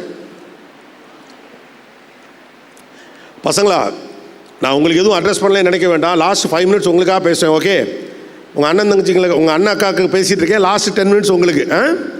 அதனால் இன்றைக்கி எல்லோரும் பார்ப்போம். கிரிக்கெட் கோர்ட்டில் வெளியில் உட்காந்துருக்க மாதிரி அண்ணன் எனக்கு கனெக்டடாக எதுவுமே பேச நினைக்க வேண்டாம். இவங்களோட ப்ரோக்ராம் இது. But I will join with you in last 10 minutes. இன்னும் 10 நிமிஷம் இருக்குது. ஸோ ஆரம்ப காலகட்டத்தில் எல்லாம் பார்த்தீங்கன்னா இந்த மாதிரியான முக்கியமான இடங்களுக்கெல்லாம் போய் கேள்விகள் கேட்பதை நான் தவிர்ப்பேன். நம்மளால் எப்படி கேட்க முடியும்? ஆங்கிலத்தில் கேள்வி கேட்கணும். நமக்கு ஆங்கிலம் தட்டுப்பாடு. ஆபின் போடணுமா, ஆஸ்பின் போடணுமா, இஸ்ஸு போடணுமா, வாசு போடணுமா, ஏ போடணுமா, ஆன் பண்ணணுமா, ஹேடு போடணுமா, ஹேவ் போடணுமா, என்ன கருமத்தங்க சொல்லணுங்கிற பயமாக இருக்கிறதுனால நம்ம போய் கேள்வி கேட்க முடியாது. ஏர்போர்ட்ஸ்லாம் பெரிய பெரிய லீடர்ஸ்லாம் வருவாங்க, பெரிய பெரிய பிஸ்னஸ்மேன்லாம் வருவாங்க. அவங்கள்ட்ட நம்ம போய் கேள்வி கேட்கணும், இங்கிலீஷில் கேள்வி கேட்கணும். ஏர்போர்ட்டுக்கு போகிறதெல்லாம் நான் தவிர்ப்பேன். ஆனால் அங்கெல்லாம் போய் அவங்களெல்லாம் நீங்கள் பேட்டி எடுத்தால் தான் தலைப்பு செய்திகள் அது வரும். அப்போ தான் நீங்கள் பிரின்சிபல் கரஸ்பாண்டன்ட்லாம் பெரிய ஆளாகலாம். 1 வருஷம் வரைக்கும் இந்த போராட்டம் எனக்குள்ளே இருந்துகிட்டே இருந்துச்சு. அதுக்கப்புறம் கவலையே படலை. எல்லா இடத்துக்கும் போக ஆரம்பித்தேன். போயிடுச்சு. அப்போ இந்த 1 வருஷத்தில் நான் ஆங்கிலம் கற்றுக்கிட்டேன், போய் கோர்ஸ் படித்தேன். அதெல்லாம் ஒன்றும் இல்லை. 3 உண்மையை கற்றுக்கிட்டேன். உண்மை, மெட்ராஸில் பூரா பயலும் நம்மளை மாதிரி இங்கிலீஷ் தப்பாக தான் பேசுகிறான். நம்மளும் பேசுவோம். முதல்ல பேசுவோம், தப்போ சரி அப்புறம் பார்த்துக்குவோம். அவங்க கிடுகிடுன்னு பேசி போகிறாங்க. அதனால் அவன் ஹேவ் சொல்கிறானா, ஹேவ் சொல்கிறானா, ஹேட்பின் சொல்கிறானா, ஹேவ்பின் சொல்கிறானான்னு தெரியல. விஷயம் நான் கண்டுபிடிச்சது பூரா பயல் நம்மளை மாதிரி தப்பாக தான் பேசுகிறான். 2வது தமிழ் தான் என்னுடைய தாய்மொழி. ஆங்கிலம் வேணும். அதை நான் தப்பாக பேசுகிறனால மோசம் இல்லை. புரிய வைக்கிற அளவு பேசிட்டா அவனே புரிஞ்சுக்குவான். இப்போ பேச்சுக்கு 4 வார்த்தைக்கு 10 வார்த்தைக்கு நடுவில் இங்கிலீஷ் பேசிக்கிட்டு தான் இருக்கிறேன். கவலையெல்லாம் ஒன்றும் இல்லை. தப்பாலாம் இருந்தால் நான் கவலையெல்லாம் பட மாட்டேன். அது புரியுதில்ல உங்களுக்கு, அது போதுமானது. அந்த ரெஃபரன்ஸ் ஏதோ ஒரு ஆங்கில புத்தகத்துலேருந்து எடுத்துகிட்டு போது அப்படியே சொன்னால் எளிதாக இருக்குங்கிறதுக்காக நம்ம சொல்லக்கூடிய ஒரு விஷயமாக இருக்கலாம். தமிழ் தான் என்னுடைய தாய்மொழி. லகர சரியாக வருதா, அதுதான் எனக்கு முக்கியம். கௌரவத்துக்கு நான் அதை பற்றி தான் பேச முடியாது. தாய்மொழியை தவறாக பேசுவது, இலக்கண பிழையோடு பேசுவது தான் தவறே ஒழிய, தொழிலுக்காக நான் கற்றுக்கொள்ளக்கூடிய மொழியை கூச்சம் இல்லாமல் பேசினாலே போதும். அதை பற்றி எவனா தப்பாக சொன்னால் பரவாயில்ல. இங்கிலீஷ் சரியாக பேசுறதுலன்னா பொண்ணு கொடுக்க மாட்டேன் அப்படின்னு சொல்ல விட்ட பொண்ணு எடுத்துக்க வேணா. தமிழ் நல்லா பேசினா போதும், பொண்ணு தாரங்கிற வீட்டில் பொண்ணு எடுத்துக்கும்டா போங்கடான்னு நானும் பேசுகிறேன். 3வதான் மிகப்பெரிய உண்மை. இவங்கெல்லாம் ஃப்ளைட்லேருந்து இறங்கி வர்றதுனாலையும், இவங்கெல்லாம் ஆளுகள்லாம் பயங்கரமாக படபடான்னு இருக்கிறதுனாலையும் அவங்க இங்கிலீஷ் பேசுவாங்கன்னு நினச்ச பாருங்க. அதை விட காமெடி. நாம் இங்கிலீஷில் ஒரு கேள்வி கேட்டால் I will tell you later அப்படின்னா, அடப்பாவீங்களா உங்களுக்காண்டியாடா நான் 1 வருஷம் பயந்தேன். நீங்களே இவ்வளோதானாடா, பிம்பிளிக்கு பிலாப்பிக்கு இவ்வளோ பெரிய பிரச்சனை. இறங்குடா, அட்ரா, போடா, போயிடுறா, நீ தான்டா மாப்பிள்ள, அவ்வளோதான். 3 தடவை பல்லு விளக்கிக்க, குளிச்சிரு, அங்கே பண்ணிடு, இங்கே பண்ணிடு, நீ மறப்படாதா, நீ தாண்டா மாப்பிள்ளைன்னு சொல்ல அந்த பொண்ணு. அது மாதிரி நீ தாண்டா மாப்பிள்ளைன்னு கழுத்தில் இங்கே போங்க, go and hit that, bank it. ஜெயிச்ச பரவாயில்ல, கதவு உடையலைன்னா பரவாயில்ல, ஆனால் உடைச்ச அனுபவம் கிடச்சிரும், தட்டி பார்த்த அனுபவம் கிடச்சிரும், பக்கத்தில் போன அனுபவம் கிடச்சிரும். அடுத்து போகிறப்ப செஞ்சிடலாம். கிட்டையே போகாமல் இருக்க பயப்படாது. Don't worry about that. அதெல்லாம் சில பேருக்கு மட்டும் விதிக்கப்பட்டது, அவங்களுக்கு மட்டும் தான் கிடைக்கும், நமக்கெல்லாம் கிடைக்கும். நீங்களாம் கன்ஃபியூஸ் பண்ணிக்காது. ஒரு ஊரில் ஒரு ராஜா இருந்தார். அந்த ராஜாவுடைய கஜானாவுடைய பூட்டிடுச்சு, சாவி காணும் அப்படின்னு சொல்கிறார். கஜானாவுக்குள்ளே பொண்ணும் பொருளுமாகவும் பணக்கட்டுகள் எக்கச்சக்கமாக இருக்குது, வைரம் வைடூரியங்களாம் அவர் சேமித்து வச்சுருக்கிறார். அவர் என்ன பண்ணுறாரு, அந்த ஊரில் இருக்கக்கூடிய கணித வித்வான்கள், மந்திரம் தெரிந்தவர்கள், புத்திசாலிகள், அறிவாளிகள், பவர் வச்சுருக்கவங்க, இவங்களெல்லாம் கூப்பிட்டு சொல்கிறார், எப்பா கஜானா பூட்டிக்கிச்சு, கதவு உள்ளே பொண்ணும் பொருளும் கொட்டி கிடக்குது, ஆனால் அதை திறக்கணும், சாவி இல்லை, திறக்கணும். ரொம்ப முக்கியமான கண்டிஷனு, யாரும் பூட்டை தொடக்கூடாது, பூட்டை தொடாமல் திறக்கணும். திறக்கிறவனுக்கு ஃபுல் டைம் செட்டில்மெண்ட்ரா, உள்ளே இருக்கிறதுல பாதிரா அப்படின்ட்டாப்புல. எல்லாம் வந்துட்டானும், கணித வித்தர்கள், வேத விற்பனர்கள், விவரம் தெரிஞ்சவங்க, அவன் மந்திரம் சொல்கிறவர், இவர் அவர் புத்திசாலி, எல்லாம் வந்துட்டாங்க. எல்லா பயிலும் என்னென்னமோ பண்ணுறான். இங்கேருந்து சொல்கிறான், அங்கே இருக்குது அந்த கதவு மூடி இருக்குது, இங்கேருந்து என்னென்னமோ பண்ணுறாங்க, கதவு திறக்கவே இல்லை. அப்போ நம்மளை மாதிரி ஒரு கேரக்டர் உள்ளே வரும், ஒரு சாதாரண வழி போகும். அவன் போயிட்டு ராஜாட்ட, ராஜா நான் ட்ரை பண்ணிட்டா அப்படின்ட்டுருக்கான். ராஜா சொல்லியிருக்காரு, ஏன்ப்பா இங்கே இருக்கக்கூடிய எல்லா புத்திசாலி இவ்வளோ அறிவாளியெல்லாம் உட்காந்துருக்கான், இவன் சொல்லியே நடக்கலை, நீ என்ன பண்ண போகிற அப்படின்ன உடனேயும் அவன் சொல்லி தான் நடக்கலையில, அப்புறம் என்ன நானும் ட்ரை பண்ணுறேன். இப்போ அவங்க சொல்லி திறந்துருந்துச்சுன்னா பரவாயில்ல, அவங்களும் தான் திறக்கலையே, நான் ட்ரை பண்ணுறேன், என்ன மோசம் போச்சு அப்படின்னோடனையும் இங்கே இருக்கக்கூடிய அந்த மித்த புத்திசாலிகள் எல்லாரும் என்ன சொல்கிறாங்க, நாங்களாம் இவ்வளோ பெரிய நாங்களே கதவை திறக்க முடியல, இவன் யார் சாதாரண வழிபோக்கன், இவனை நம்பி கதவை திறக்கிறதுக்கு அனுமதிக்கிறது எங்களை அவமரியாதை செய்வதற்கு சமம் அப்படின்னு சொல்கிறாங்க. அப்போ மன்னன் சொல்கிறாரு, அதெல்லாம் நீங்கள் கதவை திறந்துன்னு தான் பேசலாம், கதவு தான் திறக்கலையே, நீ ஒன்றா தான் அவனு ஒன்று தாண்டா, எனக்கு எவனா திறந்தா சரிதாண்டா அப்படின்னு வேணும் பண்ணிக்கா, கிடுக்கிட்டுன்னு கதவை நோக்கி போயிட்டான் நம்பால். உடனே எல்லாம் கத்துறாங்க, ஏய் இது எங்களுக்கு தெரியாதா, பூட்டை தான் தொடக்கூடாதுன்னு ரூல் இருக்கு அப்படின்னா, ஐயோ இருங்கய்யா நான் என்ன கதை விட்டே போல அப்படின்ட்டு திரும்ப கதை விட்டோம்னா எல்லாரும் கத்துறாங்க, ஏய் பூட்டை தொடக்கூடாது, பூட்டை தொட்ட கையை ஓடிச்சுருவான், பூட்டை தொடக்கூடாது அப்படின்றான். இவன் திரும்பி பார்த்து, இருங்கடா ஏன்டா பதறீங்க, நான் எனக்கு தெரிஞ்ச செய்கிறேன்டா. அவன் பயங்கர கணிதம் படிக்கலை, அல்லது இங்கே அவங்களுக்கு தெரிஞ்ச மந்திரம் இதெல்லாம் தெரியாது அவருக்கு என்னன்னா அது பாப்ப வேண்டும் வர கிட்ட போயிட்டாப்ல. எல்லாம் மறுபடியும் கத்துறாங்க, பூட்டை தொட்ட அப்படின்றாங்க. அவன் நல்ல கிட்ட பார்த்துட்டு திரும்பி, பூட்டவே இல்லைடா கிறுக்கு பயில்களான், பூட்டவே இல்லை கதவை பூட்டவே இல்லை. இது பல இடத்துல நம்மகிட்ட சொல்லிடுவாங்க, கதவு பூட்டி இருக்குன்னு, கிட்ட போய் பாரு, பூட்டாத கதவாக தான் இருக்கும், திறந்து உள்ளே போயிட்டேரு. நம்மளை பயமுறுத்துறதுக்கு இந்த ஊரில் 1000 வித்தை காட்டுவா, பயப்படக்கூடாது, உள்ளே போயிடணும். நடக்குது நடக்கலை, ஜெயிச்சே ஆகணும்னு ட்ரை பண்ணாதீங்க, ட்ரை பண்ணணும்னு ட்ரை பண்ணுங்க, அவ்வளவுதான். ஜெயிக்கிறது ஜெயிக்காதெல்லாம் என் ரிசல்ட், ஆடணும் அவ்வளோதான், உள்ளே இறங்கணும் அவ்வளவுதான். முதல் தடவை ஜெயிக்கலாம், 2வது தடவை ஜெயிப்போம், 2வது தடவை ஜெயிக்கலாம், 3வது தடவை ஜெயிப்போம், 4வது தடவை ஜெயிப்போம், இல்லை ஜெயிக்காமலே தான் போகிறோமே. ஆனால் ட்ரை பண்ணுங்கிற ஃபீலிங் இருக்குல்ல, ஒர்க் அவுட் ஆகுது ஆகாதுக்கான ஒரு எக்ஸ்பீரியன்ஸ் அங்கே கிடைக்குதுல்ல. கட் ஃபீலிங்னு ஒன்று சொல்லுவாங்களே, கட் ஃபீலிங்கிறது எப்படி வருது சொல்லுங்கள், கட் ஃபீலிங்கிறது எப்படி வருது? சும்மா கிரிக்கெட் தெரிஞ்சு நம்மளாம் நிறைய கிரிக்கெட் பார்க்குறதுனால சொல்கிறேன்.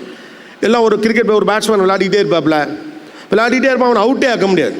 ரொம்ப நேரம் கழித்து பார்த்தா தோனி சிம்பிளாக அங்கே இருக்க பவுலர்கிட்ட கண்ணை காட்டி பாலை இங்கே போடு அப்படின்ட்டு ஒத்த க்ளவுஸை கழட்டிட்டு நிற்பான். நிறைய நேரம் இதெல்லாம் ஷார்ட்ஸ்லாம் இப்போ இந்த டெக்னாலஜி வந்தாலும் அதை குறிப்பிட்டு வட்டம் போட்டலாம் காட்டுறான். கரெக்டாக அவன் அந்த பாலை அந்த இடத்துல போடுவான், இவன் கரெக்டாக ஏறுவான், இவன் ஒத்த கையில் போட்டு அடிச்சுட்டு போடான்டுவான். அவ்வளவு நேரம் அவுட் ஆக்க முடியாத ஒருத்தனை கரெக்டாக எப்படி அந்த பால் அவன் போட சொன்னான், அவனுக்கு எப்படி அது தெரிஞ்சுது? கட் ஃபீலிங் அவர் செய்கிறாரு. அப்படிமா எப்படி கட் ஃபீலிங் வந்துச்சு அப்படின்னா, தொடர்ச்சியாக அந்த பேட்ஸ்மேனுடைய நடவடிக்கைகளை பக்கத்தில் இருந்து கவனித்து இவன் லெக் சைடில் வைடாக போட்டால் வேகமாக முன்னே ஏறுவான். அப்படி பல முறை ஏறி ஆடுறப்ப பந்து காலுக்கு வெளியில் 4 தடவை அவுட் ஆகிருக்கான்னு அவன் அப்சர்வ் பண்ணான் பாருங்க. அது மண்டையில் ஏறி தான் கட் ஃபீலிங் வருது. கட் ஃபீலிங்கிறதே அனுபவம் தான்.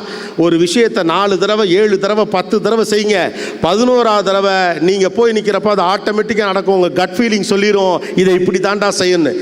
கட் ஃபீலிங்கிறது லக் இல்லை, அனுபவம். கட் ஃபீலிங்கிறது பயிற்சி. கட் ஃபீலிங்கிறது நீங்கள் ஒரு விஷயத்தை தொடர்ச்சியாக செய்வதால் நடக்கக்கூடியது. பட் இது எல்லாத்தையும் விட ரொம்ப முக்கியமான விஷயம் ஒன்று தான். உங்களுக்கு தேவையான விஷயம் வேணும்னா தேவையில்லாத விஷயத்தை விட்டுறணும். ஏன்னா இது ஒரு ஹார்ட் டிஸ்க் தானே. இப்போ நம்ம மண்டையில் ஒரு ஹார்ட் டிஸ்க் வச்சுருக்கோம், ஒரு 1 TB ஹார்ட் டிஸ்க் வச்சுருக்கோம். நாங்களாம் இருக்கப்போ 240 GB 1 GBனாவே பெருசு. இப்போ டிபிக்கு போயிட்டோம். ஒரு 1 TB ஹார்ட் டிஸ்க் வச்சுருக்கீங்க ஒரு லேப்டாப்பில் அல்லது ஒரு சிஸ்டமில், ஒரு 520 GB ஹார்ட் டிஸ்க் வச்சுருக்கீங்கன்னா C::ல் மட்டும் கொஞ்சம் இடம் விட்டு வச்சுருப்போம் இல்லையா? ஏன்னா ப்ராசஸ் பண்ணுறதுக்கான சாஃப்ட்வேர்லாம் ஒழுங்காக ஆப்ரேட் ஆகணும்னா C::ல் ஸ்பேஸ் இருக்கணும். DEன்னு 2 வச்சு அதில் தான் போட்டால் கண்டது கடி இதெல்லாம் ஏற்றி வச்சுருப்போம். எதுக்கு இடம் வைக்கிறோம்? ஏன்னா அது ஃபுல்லாக இருந்தால் என்ன ஆகும்னா ப்ராசஸ் பண்ண முடியாது, தடுமாற சிஸ்டம் ஹேங் ஆகும். நம்ம மூளை அப்படி தான், கண்டது கடி இது உள்ளே இருந்தால் தேவையானது உள்ளே போகாது, இடம் இருக்கணும்ல உள்ள. அப்போ தேவையில்லாததெல்லாத்தையும் நீங்கள் முதல்ல வெளியில் தூக்கி போட்டால் தான் தேவையானதை உள்ளே வைக்கவே முடியும். உங்கள் அலமாரியெல்லாம் போய் பாருங்கள், இடமே இல்லைம்மான்னு சொல்லிக்கிட்டு இருப்பீங்க அலமாரியில். ஆக்சுவலாக உள்ளே போய் பார்த்தா தேவையில்லாத விஷயத்தை தூக்கி போடாமல் உள்ளே வச்சுக்கிட்டே இருப்போம். என்னைக்காவது யூஸ் பண்ண போகிறோம் நினச்சதெல்லாம் வச்சுக்கிட்டே இருப்போம். ஒரு நாள் அலமாரியை கிளீன் பண்ணப்போ தான் தெரியும் 6 வருஷமாக அர்த்தமே இல்லாமல் ஒரு ட்ரெஸ்ஸை உள்ளே வச்சுக்கிட்டே இருந்திருக்கோம். அது 7 வயசில் நம்ம போட்டது இப்போ காலுக்கு கூட அது ஏறாது. குப்பை எல்லாத்தையும் சேர்த்து வச்சுக்கிட்டு நல்ல துணி வைக்க இடம் இல்லைன்னு சொல்லிக்கிட்டே இருக்கிறது மாதிரி குப்பை எல்லாத்தையும் மூளையில் சேர்த்து வச்சிங்கன்னா நல்லது உள்ளே சேராது. எப்போ தேவையானது வேணுமோ தேவையில்லாத வெளியில் போகணும். தேவையில்லாத வெளியில் போனால் தேவையானது தானாக வந்துடும். தேவையானது உள்ளே வர்றதுக்கு தேவையான இடம் உள்ளே இருந்தால் தான் தேவையானது நடக்கும். நேற்றிலிருந்து இன்றுக்குள் செல்வது பயிற்சி முறை. நேற்றிலிருந்து இன்றுக்குள் செல்வது பயிற்சி முறை. நேற்றிலிருந்து இன்றுக்குள் செல்வதற்குள் இன்றும் நாளை ஆகிவிடும் என்றால் காலத்திற்கு வெளியே நின்று கணிப்பது எங்கனம் அப்படின்னு ஒருத்தர் தமிழன்பன் கவிஞர் சொல்வார். நேற்றிலிருந்து இன்றைக்கு வரணும், இன்னையிலேருந்து நாளைக்கு போகணும். ஆனால் இன்னையிலேருந்து நீங்கள் நாளைக்கு போகிறதுக்குள்ளே நேற்றே காலாவதியாக போச்சுன்னா என்ன பண்ணுவீங்க? இந்த குரங்கு எப்படி பிடிப்பாயின்னு தெரியுமா உங்களுக்கு? நாங்கள் ஏண்டா குரங்கு பிடிக்க போகிறோம், நம்ம பிடிக்க போகிறதில்ல, ஆனால் இன்ட்ரெஸ்டிங்காக இருக்கும் அந்த கதை. குரங்கு எப்படி பிடிப்பாங்க தெரியுமா? அந்த குரங்கு எங்கே வருதுன்னு பார்த்துப்பாங்க. பார்த்துக்கிட்டு ஒரு பெரிய பானை, இந்த கதை நான் அடிக்கடி சொல்லுவேன், எனக்கு ரொம்ப பிடிச்ச ஒரு இன்ஸ்பைரிங்கான கதை அது. ஒரு பெரிய பானை செய்வாங்க, கனமான பானை, உடைக்க முடியாத அளவுக்கு கனமான ஒரு பானை செய்வாங்க. அதோடைய வாய் ரொம்ப சின்னதாக இருக்கும். கையை வந்து இந்த இப்படி கையை குறுக்கி, நம்ம வலையெல்லாம் போடுவோம்ல அந்த மாதிரி கையை குறுக்கி தான் உள்ளே விட முடியும். அந்த மாதிரி ஒரு பானை செய்வாங்க. பண்ணிவிட்டு என்ன பண்ணுவாங்க அப்படின்னா அதுக்குள்ளே கடல மிட்டாய், எள்ளு உருண்டை, முறுக்கு, நல்லா வாசனை வரக்கூடிய ஐட்டம், வாழைப்பழம் இதெல்லாத்தையும் உள்ளே போட்டுருவாங்க. போட்டால் அப்படியே ஜுகுதுக்குன்னு ஒரு ஸ்மெல் வரும். நமக்கு இந்த முறுக்கு இருக்குது. ஆக்சுவலாக குரங்குக்கு வந்து நமக்கு பிடிச்ச ஐட்டம்லாம் போடுவாங்க, அல்லது குரங்கு பிடிச்ச ஐட்டம் போடுவாங்க. ரெண்டு ஒன்று தான். நமக்கு பிடிச்சாலாம் குரங்கு பிடிக்கும், குரங்கு பிடிச்சாலாம் நமக்கும் பிடிக்கும். அப்போ என்ன பண்ணு, இந்த குரங்கு இந்த ஸ்மெல்லு பார்த்துட்டு பக்கத்தில் இருக்க மரத்துலலாம் ஏறி உட்காந்துப்பாங்க. அந்த குரங்கு பிடிக்க வரவங்க என்ன பண்ணுவாங்கன்னா அந்த மரத்துலலாம் ஏறி உட்காந்துப்பாங்க. இந்த குரங்கு என்ன பண்ணும், அந்த ஸ்மெல்லுக்கு அங்கேருந்து வேகமாக ஓடி வந்து பட்டக்குன்னு அதுக்குள்ளே கையை விடையில் கையை இப்படி சுருக்கி உள்ளே கையை விட்டுட்டு 2 பொரி உருண்டை, 2 கடல உருண்டை, 2 எள்ளு உருண்டைன்னு கைக்கு எவ்வளோ வேணுமோ அவ்வளோதை எடுத்துட்டு இப்போ கையை வெளியில் இருக்கும், கை வராது. ஏன்னா பானையோடைய வாய் ரொம்ப சின்னதில்லை. கையில் 2 பொரி உருண்டை இருக்குது, 2 கடல உருண்டை இருக்குது, 2 கடல மிட்டாய் இருக்குது, 2 முறுக்கு இருக்குது, கை நிறைய பொருள் இருக்குது. ஆனால் கை வெளியில் வர மாட்டேங்குது. கையை பிடிச்சி இழுக்க முடியாது. இந்த இடம்லாம் ரத்தம் கட்டும், ரத்தம் வரும், கத்தும். அடுத்து என்ன பண்ணும், காலை வச்சு இந்த பானையை உடச்சி நம்ம கையை வெளியில் கொண்டாந்துருவோன்னு பானையை போட்டு காலால் எத்தும். பானையை உடைக்க முடியாது, ஏன்னா பானையை பலமானதான் அவங்க செஞ்சுருப்பாங்க. கத்துன்னு கத்தும். எட்டி உதச்சா உடையாது, இழுத்து பார்த்தா கை வெளியில் வராது, தப்பிக்கணும்னு அது போராடும். ஆனால் பாவம் அந்த பைத்தியக்கார குரங்குக்கு கையில் இருக்க எள்ளுருண்டை, கடல உருண்டை, முறுக்கை விட்டுட்டா கை சின்னதாயிரும், கை வெளியில் வந்துரும்னு தெரியாது. யாருக்கு தெரியாது? குரங்குக்கு தெரியாது. புரிஞ்சவன் புத்திசாலி. தேவையில்லாததை விட்டுட்ட கை வெளியில் வந்துடும், தேவையில்லாததை விட்டுட்ட வாழ்க்கை வெளியில் வந்துடும், தேவையில்லாததை விட்டுட்ட நினச்சது கிடச்சிரும். நம்ம தேடுறது பொரி உருண்டை கிடையாது, நமக்கு தேவை மொத்த பானை. அம்புட்டையும் தூக்கு, புத்திசாலித்தனமாக போய் தூக்கு, அறிவோடு போய் தூக்கு, நம்பிக்கையோடு போய் தூக்கு. இந்த உலகத்தில் உன்னை விட பெரிய சக்தி யாரும் இல்லைன்னு எப்போ நீ நம்புறியோ, அது தலைக்கேறாமல் தலைக்கணம் இல்லாமல் இந்த சமூகத்தை சேர்த்து பார்த்துக்கணும். நம்ம எப்போ நம்புகிறோமோ அன்னைக்கு ஜெயிச்சிடும். இது எல்லாத்தையும் விட ரொம்ப முக்கியம் இருக்குது. உலகம் முழுக்க பிள்ளைகள் படிக்கிறாங்க. இந்த given opportunity met the people and students all over the globe. உலகம் முழுக்க நிறைய இடங்களுக்கு போகிறப்ப நிறைய கல்லூரிகளுக்கு தான் போய் பார்ப்பேன். அங்கெல்லாம் எப்படி பாடம் நடத்துகிறாங்க, அவங்க எப்படிலாம் படிக்கிறாங்க, அங்கே என்னெல்லாம் செய்கிறாங்க, கொரியாவில் எப்படி படிக்கிறாங்க, யூஎஸில் எப்படி படிக்கிறாங்க, இப்படிலாம் போய் நம்ம வாழ்க்கையில் எல்லா இடத்துலையும் இருக்காங்க. நான் போனால் கேட்டால் என்னை கூட்டிகிட்டு போவாங்க. உலகம் முழுக்க பிள்ளைகள் படிக்கிறார்கள். ஆனால் இங்கே பிள்ளைகள் படிக்க வைக்கப்படுவதை போல் எந்த நாடுகளிலும் படிக்க வைக்கப்படுவதில்லை. உங்கள் வயசில் எல்லாரும் பார்ட் டைமில் வேலை பார்க்குறான், 4 மணி நேரம் படிச்சுட்டு பாரில் ஏதோ ஒரு வேலை பார்க்குறான். ஹங்கிரி ஜாக்ஸ்லையும் KFCலையும் மெக்டொனால்ட்ஸ்லையும் தட்டு கழுவுறான். சின்ன வேலை பார்த்து பாக்கெட் பண்ணி ஒரு குறிப்பிட்ட கட்டத்துக்கு மேலே வீடு பணம் கொடுக்காது, நீ படிச்சுக்க, நீ பார்த்துக்கன்னு சொல்ல, அவ்வளோதான், குறிப்பிட்ட அளவுக்கு தான் வருவான். ஆனால் கையில் காசு இல்லாத போது பிள்ளைகளுக்காக கடன் வாங்கிட்டு அந்த தெரு வழியாக போக முடியாமல் சைக்கிளை மிதிச்சுக்கிட்டு 2 கிலோமீட்டர் சுற்றி நம்ம அப்பனுங்க போயிட்டுருக்கானு. அவன்கிட்ட கடன் கொடுக்கணும். பிள்ளையை படிக்க வைக்கிறதுக்காக வாங்கின கடன், புள்ள பாடம் புத்தகம் கேட்டுச்சுங்கிறதுக்காக வாங்கின ஒரு கடன். நல்லது கெட்டதில் உள்ளூரில் இருந்துக்கிட்டு ஒரு தேவை வைக்கிறாங்க, ஃபங்க்ஷன் வைக்கிறாங்கன்னா போகாமல் இருக்க முடியாது. ஆனால் பிள்ளைக்கு ஃபீஸு கட்டுறதுக்காக இருந்த நகையை அடமானம் வச்சதுனால நகை போட முடியாமல் கல்யாணத்துக்கு போகாமல் உடம்பு சரியில்லைன்னு வீட்டுக்குள்ளே முடங்கி கிடந்துக்கிட்டு அம்மாக்கள் படிக்க வச்சிருக்கிற ஊர் இந்த ஊர். இந்த படிப்பும் அறிவும் நம்ம அறிவிலேருந்து வரல, பெற்றவர்களின் தியாகத்திலும் பெரும் துயரத்திலிருந்து வந்திருக்கு. It is a high time that you need to reciprocate that. In what way that you can tell them, I am thankful to you. நான் நன்றி உணர்வோடு இருக்கிறேன் என்று எப்போது அவர்களுக்கு நீங்கள் சொல்ல போகிறீர்கள்? இது ஒரு தலைமுறையோட கனவு, 3 தலைமுறையோட கனவு. உங்கள் சித்தப்பன் கனவு, உங்கள் அத்தையோட கனவு, உங்கள் பெரியப்பார் கனவு, உங்கள் தாத்தா கனவு, இன்னும் சொல்ல போனால் அவன் அப்பன் கனவு. 3 தலைமுறையாக படிக்கலை, தலைமுறையாக உள்ளே வந்திருக்க. அவனை கையில் வாள் கொடுத்துருக்கோம், வீச சந்தோஷமாக எடுத்து அடித்து ஜெயிக்கணும். இத்தனை பேரோட கனவை சுமந்து வந்திருக்கிறது இந்த இடம். எனக்கு எதுவும் கிடைக்கல, என் பிள்ளைக்கு எல்லாமும் கிடைக்கணுங்கிறதுக்காண்டி அத்தனை உங்களுக்காக உங்கள் அப்பா அம்மா செஞ்சுருக்காங்க இல்லையா? உங்கள் வீட்டு அலமாரியை திறந்து பார்த்துட்டா தெரிஞ்சிடும் அப்பாரோட ரேக் எது, உங்களோட ரேக் எதுன்னு. 4 கட்டம் போட்ட சட்டை, 2 வேட்டி, ஒரு 3 கைலி, பிஞ்சு போன பழைய செருப்போட ஒரு அப்ப கடைசி வரைக்கும் வாழ்ந்துடுறான்.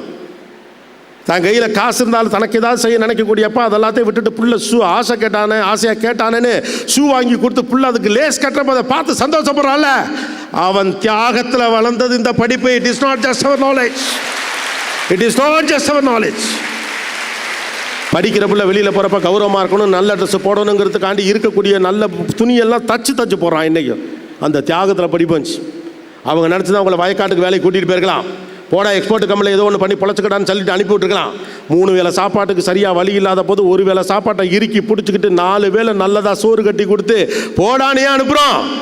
ஜெயிக்கணுங்கிறதுக்காக அனுப்புகிறோம். என் புள்ள படித்தா ஜெயிச்சிருங்கிற நம்பிக்கையில் அனுப்புகிறோம். அதுக்கடுத்த தலைமுறை தலையெழுந்துருங்கிற நம்பிக்கையில் அனுப்புகிறோம். அப்படித்தான் அனுப்புகிறோம். அதுக்காகத்தான் உசுறு கொடுத்து படிக்க சொல்கிறான். உலகத்தில் எந்த இடத்த விடவும் இந்த இடத்துல ஏன் இந்த தமிழ்நாட்டில் இவ்வளோ தூரம் நம்ம எஜுகேஷனுக்கு இம்பார்ட்டன்ஸ் கொடுக்குறோம்? கண்ணு முன்னால் பார்த்து கிடக்கிறோம். கூரை விட ஓட்டு வீடாக்கியிருக்கோம், ஓட்டு விட காரை வீடாக்கியிருக்கோம், காரை விட மாடி வீடாக்கியிருக்கோம், மாளிகை கட்டியிருக்கோம், ஜெயிச்சிருக்கோம். படிப்பு ஜெயிக்க வைக்கும். Don't get confuse.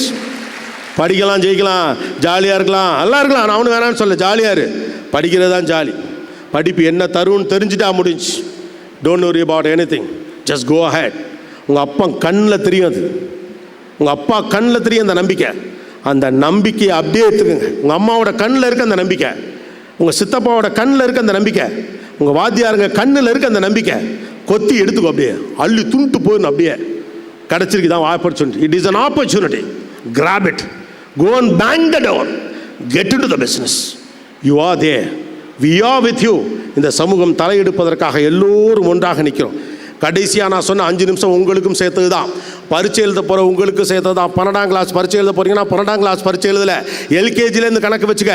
15 வருஷம் படிப்பு இது. 15 வருஷமாக உங்கள் அப்பா அம்மா கண்ட கனவு இது, உங்கள் சமூகம் கண்ட கனவு இது. எப்படியாவது என் புள்ள ஜெயிச்சிரும்னு ஒவ்வொரு நாளும் நம்பிக்கையோடு உங்கள் பக்கத்தில் தூங்கும்போது தலையை தடவி கொடுக்குற ஒரு தாயின் கனவு இந்த படிப்பு. It is not just education, it is not just education. ஆனால் என்னால் பெருசாக படிக்க முடியலை அப்படின்னா அதுக்காக சொன்னங்களாம் வேண்டாம். படிப்பு இல்லைன்னா இன்னொன்று இருக்குது, பயப்படாது. ஐயோ படிக்கணும் நான் மோசம் போச்சு அப்பெல்லாம் ஒன்றும் கிடையாது. எல்லார்ட்டையும் ஏதோ ஒரு திறமை இருக்குது. Go and check and find it.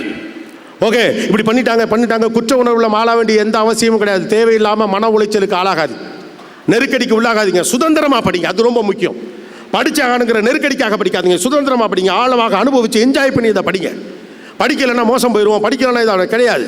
படிக்க முடிஞ்சு நீங்கள் படிக்காமல் விடக்கூடாதுங்கிறதுக்காக தான் இந்த பரிதவிப்பு. உங்களுக்கு படிப்பு வரலை, வேறொன்று வருதுன்னா அதுக்குள்ளே போங்க. ஸ்போர்ட்ஸுக்குள்ளே போங்க, ஆர்ட்ஸுக்குள்ளே போங்க, கல்ச்சருக்குள்ளே போங்க. எதெல்லாம் டிசைன் பண்ண முடியுமோ பண்ணுங்கள். உங்களுக்கு 100 கிலோமீட்டர் வேகத்தில் ஓட முடியும்னா எதுக்காக நீங்கள் 80 கிலோமீட்டர் வேகத்தில் ஓடணும்? எல்லாத்தையும் பிடிச்சி எடுங்க. எல்லாம் தான் கல்வி. அகாடமிக்ஸ் மட்டும் கல்வி கிடையாது. பாட புத்தகத்தில் நீங்கள் படிக்கக்கூடிய படிப்பு மட்டும் படிப்பல்ல, அதை தாண்டி இந்த உலகத்தில் 1008 விஷயம் இருக்குது. அவ்வளவு சேர்ந்தது தான் கல்வி. ஒழுக்கம் ஒரு கல்வி, ஸ்போர்ட்ஸ் ஒரு கல்வி. ஸ்போர்ட்ஸுக்கெல்லாம் இம்பார்ட்டன்ஸ் கொடுங்க. தமிழ் நல்லா படிங்க, இங்கிலீஷ் நல்லா படிங்க, காம்படிஷன்ஸில் கலந்துக்கங்க. இதில் ஜெயிக்க முடியலன்னா அதில் ஜெயிங்க, இதில் ஜெயிக்க முடியலைன்னா அதில் ஜெயிச்சிட முடியும். படித்து மட்டும்தான் ஜெயிச்சிட முடியும்லாம் பயப்படாதீங்க. ஆனால் படிக்கணும். ஆனால் படிப்புங்கிறது இந்த உலகத்தை சொல்லித்தருது. படிப்பு என்பது சமூகத்தை சொல்லித்தருது. படிப்புங்கிறது அரசியலை சொல்லித்தருகிறது. படிப்பு என்பது சமூகம் குறித்த பார்வையை சொல்லித்தருது. உங்கள் சிந்தனை ஓட்டத்தை மாற்றுகிறது. படித்தவன் அதற்கான ஒழுக்கத்தோடு, படித்தவன் அதற்கான மாண்போடு வாழுகிறான். அதுக்காக படி. எனக்கு படிப்பே வரலை, சுத்தமாக வரலை, கவலைப்படாதீங்க. அதை ஒட்டி வேறொன்றை படிங்க. நீங்கள் படிக்கிற எல்லாமும் படிப்பு தான். உங்கள் மூளைக்கு எதெல்லாம் ஞானத்தை தருதோ அது எல்லாமும் படிப்பு தான். தேடி தேடி படிங்க. பரீட்சைக்காக பயப்படாதீங்க. இந்த பரீட்சைக்கு அப்புறம் இந்த உலகத்தில் ஒன்றுமே இல்லை, எல்லாம் கங்கணம் கட்டிக்கிட்டா கவலையெல்லாம் படாதீங்க. அது உங்களுக்கு எப்படி சொல்கிறதுன்னு தெரியாமல் ஒரு பயமுறுத்தலுக்காக சொன்னதான். சந்தோஷமாக போய் பரீட்சை எழுதுங்க, ஹாப்பியாக எழுதுங்க. படித்தா என்னெல்லாம் செஞ்சிட முடியுங்கிற நம்பிக்கையோடைய சந்தோஷத்தோடு எழுதுங்க. உங்கள் தம்பி தங்கச்சிகளுக்கு உங்களால் உத்வேகத்தை கொடுக்க முடியுங்கிற ஹாப்பினஸோடு பரீட்சை எழுதுங்க. பரீட்சை எழுதுகிற மூஞ்சியை பார்க்குறவனுக்கு சந்தோஷமாக இருக்கணும். ஜெயிக்கிற மூஞ்சியை பார்த்தா பார்க்குறதுக்கு சந்தோஷமாக இருக்கணும். அவ்வளோ ஹாப்பினஸோடு பரீட்சை எழுதுங்க, பயப்படாமல் எழுதுங்க. ரைட்? நான் திரும்ப உங்களுக்கு சொல்கிறது ஒன்றே ஒன்று தான். Fix your purpose. Understand the priority, don't get distracted, understand your value. உங்கள் ஆற்றலை ஒருங்கிணையுங்கள். இந்த அறிவு சமூகத்திற்கானது என்பதை புரிந்து கொள்ளுங்கள். நிறைய பேருக்கு நன்றி செலுத்துவதற்கான வாய்ப்பை இந்த கல்வி தந்திருக்கு என்று புரிந்து கொள்ளுங்கள். இந்த கூட்டத்திலிருந்து யாரோ ஒருத்தர் தான் நாளைக்கு இந்த உலகத்தை ஆளுவதற்கான ஆளாக வரப்போகிறீர்கள். போங்க, செக் பண்ணுங்கள், திசையெல்லாம் போங்க, கிடைச்சதெல்லாம் செஞ்சு பாருங்கள். சரி எது தப்புதுன்னு உங்கள் மூளை சொல்கிறத மட்டும் கரெக்டாக கேட்டுக்கிட்டே இருங்க. இன்றைக்கி ஃபிக்ஸ் பண்ணிடுங்க. நோட்டோட முதல் பக்கத்தில் பேருக்கு கீழே எதுக்காக படிக்க வந்தோங்கிறத எழுதிருங்க. அதை எழுதிட்டிங்கன்னா உங்கள் தலையெழுத்தை நீங்கள் எழுதிட்டதான் அர்த்தம். சந்தன காற்றிடம் ஜன்னலில் வீசட்டும், சரித்திரம் நாளை நம் சாதனை பேசட்டும். நன்றி, வணக்கம், தேங்க்யூ. வாழ்க்கை என்னும் கேள்வித்தாளுக்கு விடையளித்து வாழ்வியல் மேம்பாட்டுக்கு செய்ய வேண்டிய வாழ்வியல் முறைகளையும் புரியும் விதமாக எடுத்துரைத்தமைக்கு நன்றி ஐயா. இந்நிகழ்வை சிறப்பித்த அனைவருக்கும் நன்றியினை கூறி தமிழ் அன்னை முனைவர் லலிதா அம்மா அவர்களை நன்றி உரையாற்ற அன்போடு அழைக்கின்றோம். என ஈன்ற அன்னைக்கும் ஈன்றாமல் ஈன்றெடுத்த தமிழ் அன்னைக்கும் முதற்கண் வணக்கத்தினை தெரிவித்துக் கொண்டு, இந்த இனிமையான தன்னம்பிக்கை சொற்பொழிவு நிகழ்வுக்கு நன்றியுரை வழங்க எனக்கு வாய்ப்பு வழங்கிய எங்கள் கல்லூரியின் நிர்வாகத்திற்கு நன்றியை தெரிவித்துக் கொள்கின்றேன். தோன்றின் புகழோடு தோன்றுக என்ற வாக்கிற்கு ஏற்ப இந்த நிகழ்வுக்கு தலைமை உரை வழங்கி தான் போகுமிடமெல்லாம் பல்வேறு புகழினை சேர்த்து வரும் வேளாளர் கல்வி அறக்கட்டளையின் தலைவர் மதிப்பிற்குரிய சி ஜெயக்குமார் ஐயா அவர்களுக்கு நன்றியை தெரிவித்துக் கொள்கின்றேன். எண்ணிய முடிதல் வேண்டும், நல்லதே எண்ணல் வேண்டும் என்ற மகாகவி பாரதியாரின் வரிகளுக்கு ஏற்ப நல்லனவற்றையே எண்ணிக்கொண்டிருக்கும் மாமனிதரான இந்த நிகழ்வுக்கு வாழ்த்துரை வழங்கிய வேளாளர் கல்வி அறக்கட்டளையின் செயலர் மற்றும் தாளாளர் மதிப்பிற்குரிய எஸ்டி சந்திரசேகர் ஐயா அவர்களுக்கு நன்றியை தெரிவித்துக் கொள்கின்றேன். எங்கள் கல்லூரியின் பொருளாளர் திரு PKP அருணையா அவர்களுக்கும் என் மனமார்ந்த நன்றியை தெரிவித்துக் கொள்கின்றேன். வேளாளர் கல்வி அறக்கட்டளையின் உறுப்பினர்கள் திரு பாலசுப்ரமணியம் மற்றும் திரு யுவராஜா அவர்களுக்கும் மனமார்ந்த நன்றியை தெரிவித்துக் கொள்கின்றேன். இதனால் இவன் முடிக்கும் என்றாய்ந்து அதனை அவன் கண் விடல் ஆராய்ந்து உணர்ந்து எங்களை நல்வழியில் நடத்துபவர் எங்கள் கல்லூரியின் முதல்வர் முனைவர் ஜெயராமன் ஐயா அவர்களுக்கு நன்றியை தெரிவித்துக் கொள்கின்றேன். இவ்வளவு நேரமாக நம்முடைய செவிகளுக்கு விருந்தளித்து தம்முடைய தனித்துவமான பேச்சின் மூலம் நம் சிந்தனையை தூண்டியவருக்கு, சிறப்பு விருந்தினருக்கு நன்றி ஆரம் சூட்டல் வேண்டுமல்லவா?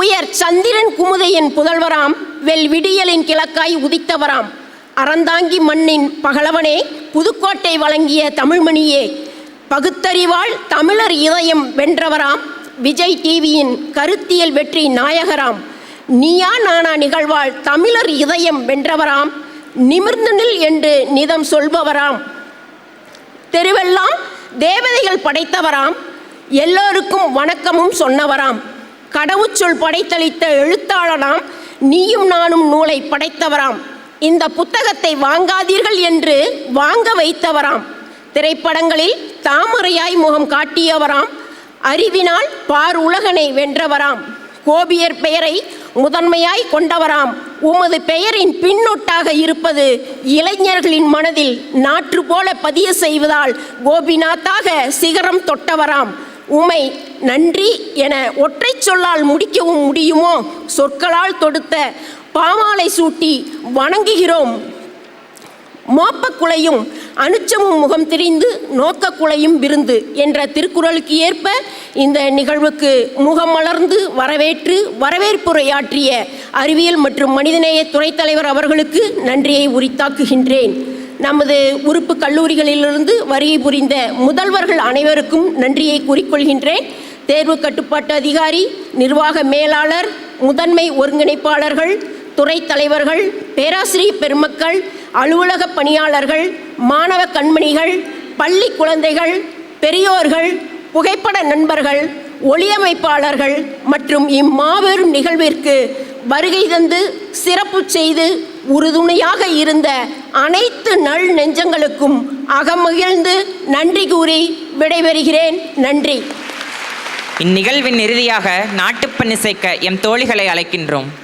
नगन मन अतिनायक जय हे भारत भाग्य विधाता पंजाब सिंध गुजरात मराठा द्राविड उत्कल बंगा विंध्य हिमाचल यमुना गंगा उच्चल जलधि तरंगा तव शुभ नामे जाहे तव शुभ आशीष माहे गाहे तव जय गाता जन गण मंगलदायक जय हे भारत भाग्य विधाता जय हे जय हे जय हे जय जय जय